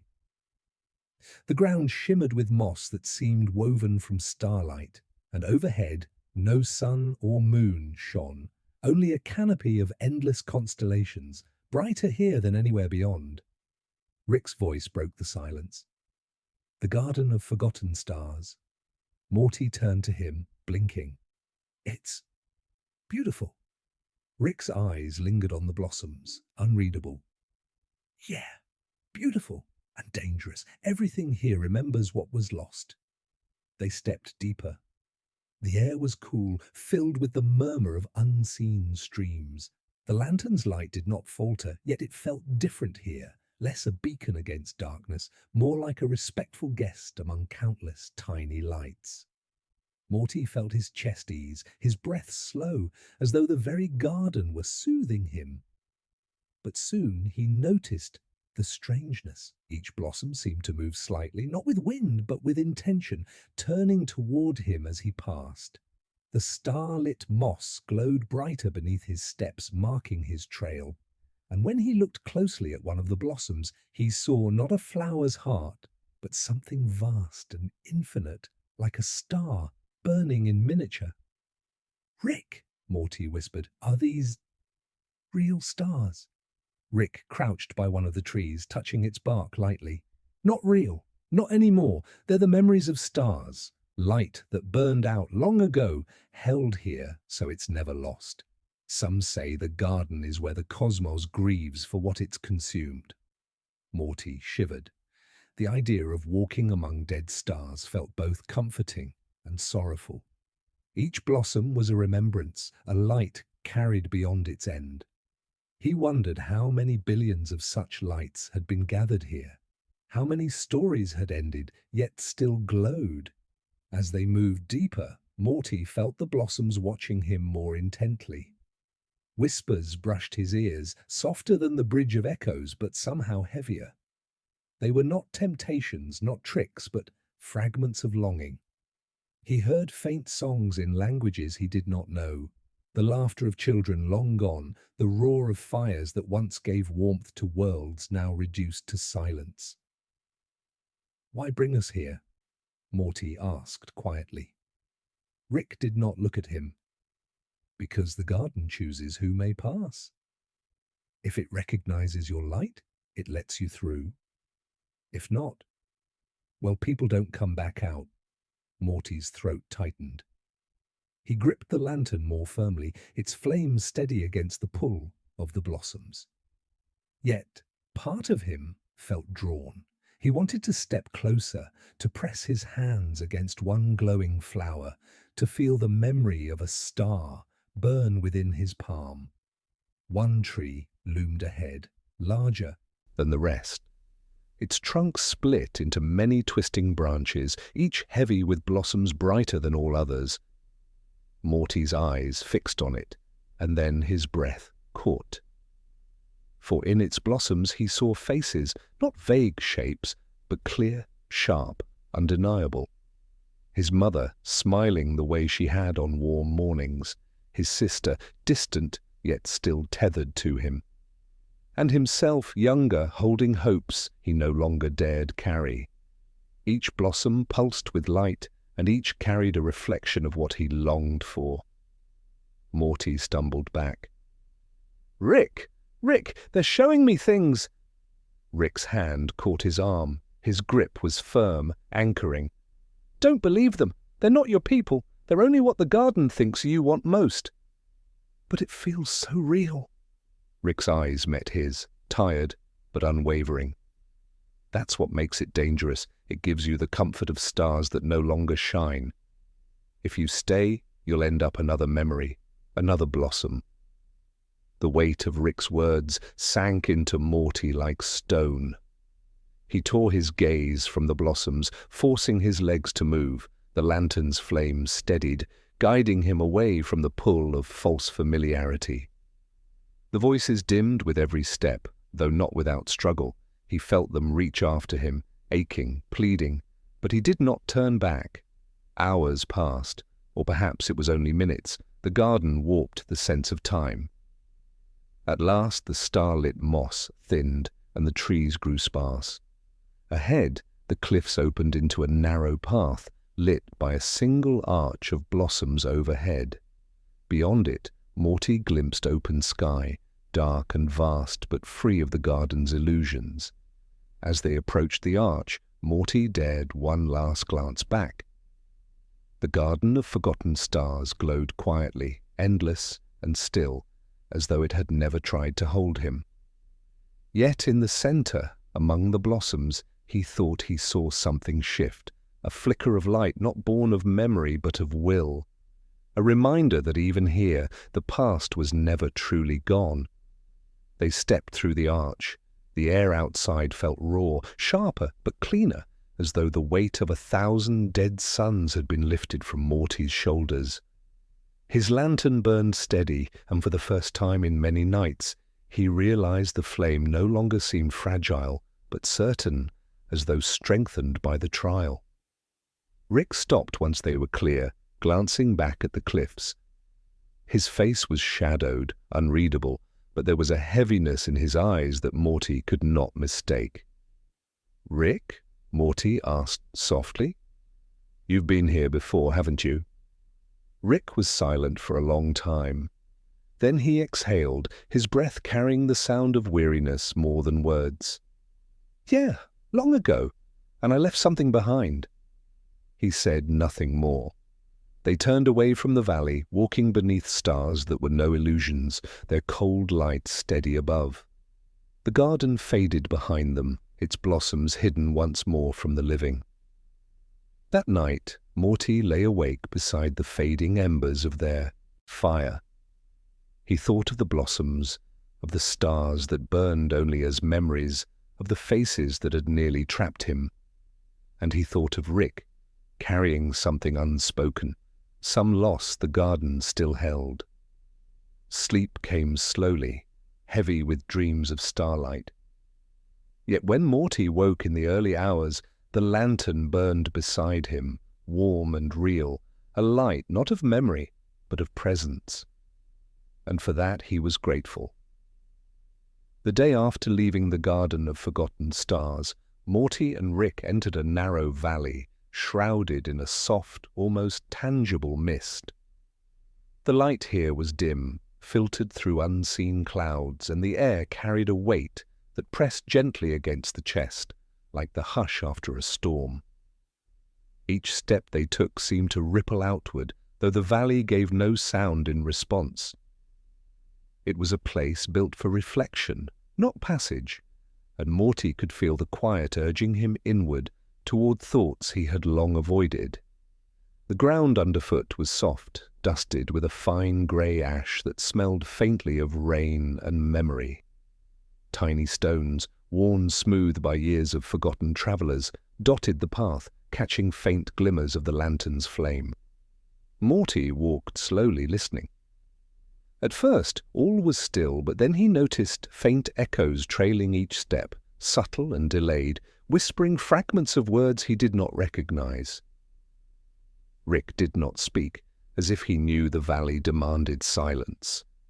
Morty's chest tightened, the quiet was heavy with unseen weight. He realized the echoes were not random, but shaped, fragments of conversations past, memories of things said and left unsaid. They wove through the valley like a river, threading the air with voices that were neither threatening nor comforting, simply present. Morty paused, unsure of how to move. "Rick, it's like the valley knows everything we've ever thought." Rick glanced back at him, expression soft but firm. "That's exactly what it does, and it will show you what you need to hear, whether you want to or not." Morty's heart thumped as they continued deeper.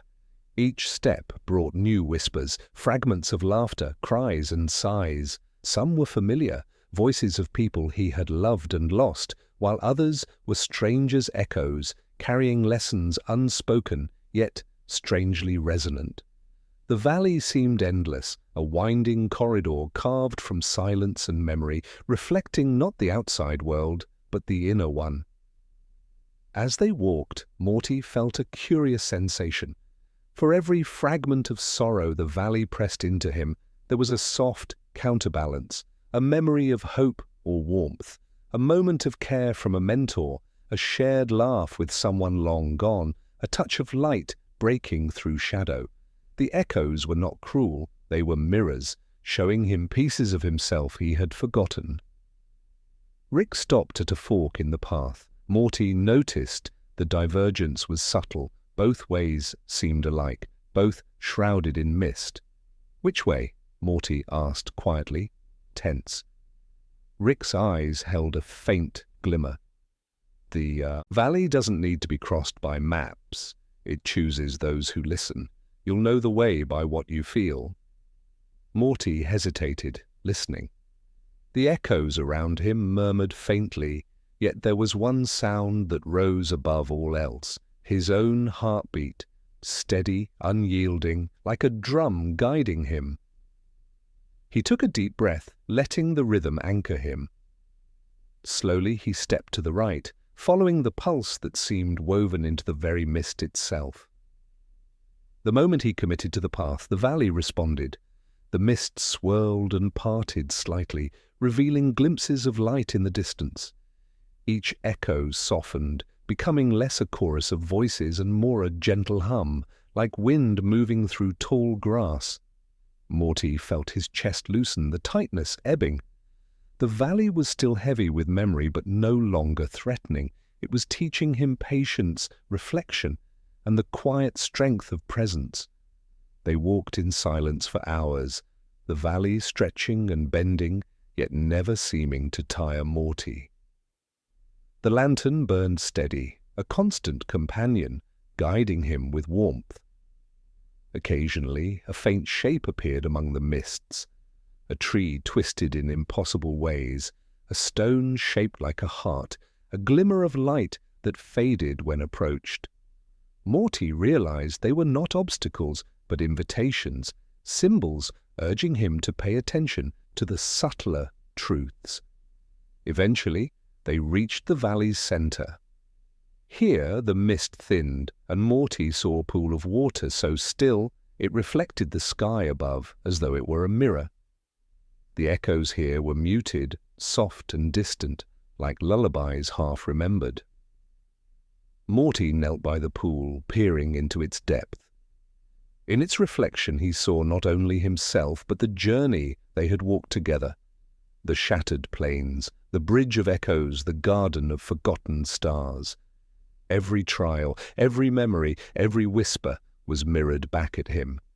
Rick crouched beside him, watching.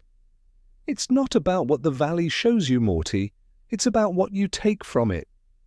Morty swallowed hard, staring into the reflection.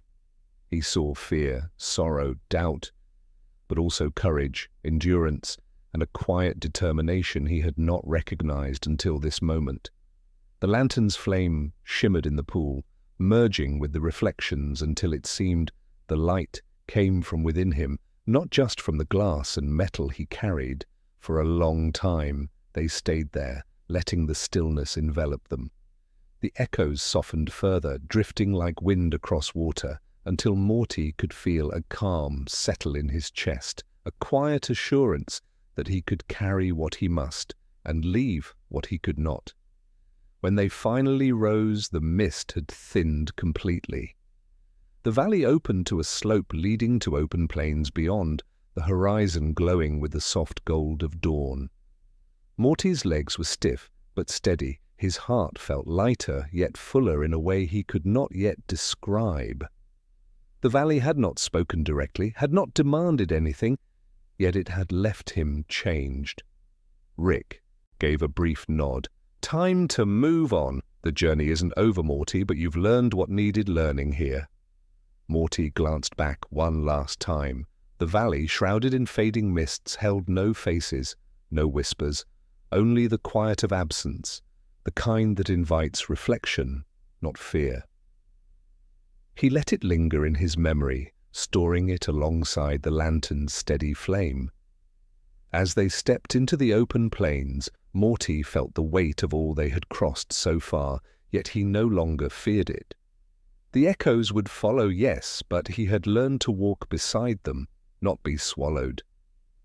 The journey stretched ahead, unknown and wide, but for the first time in a long while, he felt the rhythm of his own strength, guiding him steadily forward. That night, as Morty lay beneath the open sky, he stared at the stars, feeling a faint pulse of recognition in each one. The valley's lessons were woven into him now, quiet and enduring, and sleep came gently, carrying him into dreams that were neither fearful nor chaotic, but peaceful, reflective, and whole. The morning air was gentle, carrying the faint scent of dew and distant blossoms. Morty woke with a quiet ease, the lantern beside him already warm from the first light of dawn. Rick was seated on a low rock, staring at the horizon, his posture loose, yet heavy with thought. The journey had been long, filled with fractured plains, echoing bridges and gardens of memory, and now the path ahead seemed softer, more forgiving. Morty rose, stretching slowly, feeling the remnants of weariness and the strength that had been built through every step. For the first time, he could look back on the places they had crossed without a shiver of fear or a tug of doubt. Every shard, every echo, every star-laden blossom had left its mark, yet he no longer carried the weight as a burden. He carried it as a quiet strength, the kind that hums within and guides without demanding. Rick's voice broke the silence. Morty, sometimes the hardest part isn't surviving the trials, it's recognizing what you've become because of them. Morty's gaze lingered on Rick's profile, seeing for the first time the weariness beneath the sharpness, the rare softness in his mentor's eyes. I think I understand now, Morty said. Not everything has to make sense. Some things just are. They walked together across a gentle rise, the plains stretching wide, dotted with pale flowers and low, whispering grasses. The horizon held a golden light, not the harsh brilliance of day, but a soft warmth that touched skin and heart alike. Morty's footsteps felt lighter, his breath steady, as though the journey itself had taught him the rhythm of persistence, patience, and quiet wonder. As they moved, memories surfaced, not as shadows or whispers this time, but as gentle companions walking alongside them. The shattered plains, the bridge of echoes, the garden of forgotten stars, and the valley of silent echoes, all had left their echoes, but now they were no longer chains. They were lessons, soft threads woven into the fabric of Morty's being. He could feel them guiding, not restraining. Rick stopped by a slow-moving stream, its surface reflecting the soft light of the horizon. The water was clear, untouched by past fears or echoes. Morty knelt beside it, peering into the reflection. For a moment he saw the boy who had begun this journey, trembling, uncertain, fearful. And then he saw himself now, steady, aware, carrying the scars and the lessons alike. Rick's voice was quiet. You've done more than survive, Morty. You've learned to see without being blinded, to carry without being crushed, and to trust without needing proof. Morty swallowed, emotion rising like a gentle tide. It doesn't feel like an ending. Rick smiled faintly, a rare curve of softness that Morty had almost forgotten existed. It isn't. Nothing ever truly ends. We just keep moving forward, carrying pieces of everything we've known. They rose, following the stream as it wound toward a distant ridge. The air shimmered with warmth and the faint glow of evening stars that refused to fade. The path ahead was gentle and wide, inviting, yet still holding a sense of mystery. Morty understood then that the horizon beyond was not a place but a state of being. Acceptance, awareness, and quiet courage intertwined. At the ridge's edge they paused. The plains rolled out endlessly, lit by the golden light of late afternoon, fading softly into the first hints of night.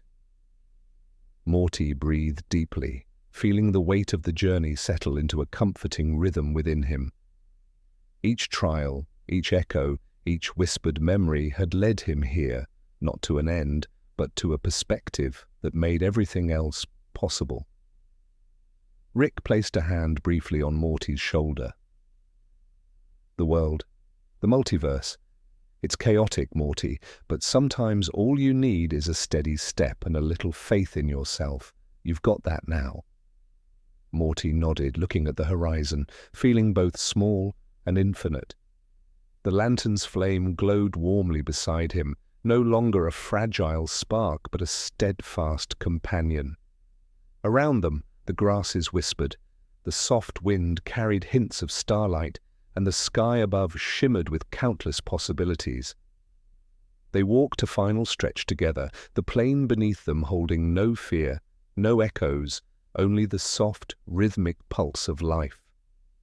Morty felt a gentle exhale within himself, as though the journey's weight had lifted, leaving clarity and a quiet, reflective peace. The past had shaped him, yes, but it no longer bound him. As night fell, the horizon glimmered with faint, distant stars. Morty stopped and gazed upward, feeling the vastness above, not as emptiness, but as promise. He thought of every place they had passed, every lesson learned, every echo survived. And he smiled softly, knowing the journey's purpose was not only to endure, but to understand and carry forward the quiet light within. Rick looked at him, eyes reflecting a mixture of fatigue and pride. "We're not done yet, Morty, but you're ready for whatever comes next." Morty nodded, and together they watched the horizon stretch endlessly before them, a reminder that the journey itself was the reward. And somewhere, in the soft hush of the plains and the faint flicker of stars, the world seemed to pause, letting them linger in this quiet, reflective peace. And with that, Morty lowered his lantern, feeling its warmth seep into him. The flame pulsed gently, steady and unbroken, and he felt the comfort of knowing that no matter what, there was always light to carry forward. "Thanks for spending this time with us. Sleep well. Everything's going to be okay, man."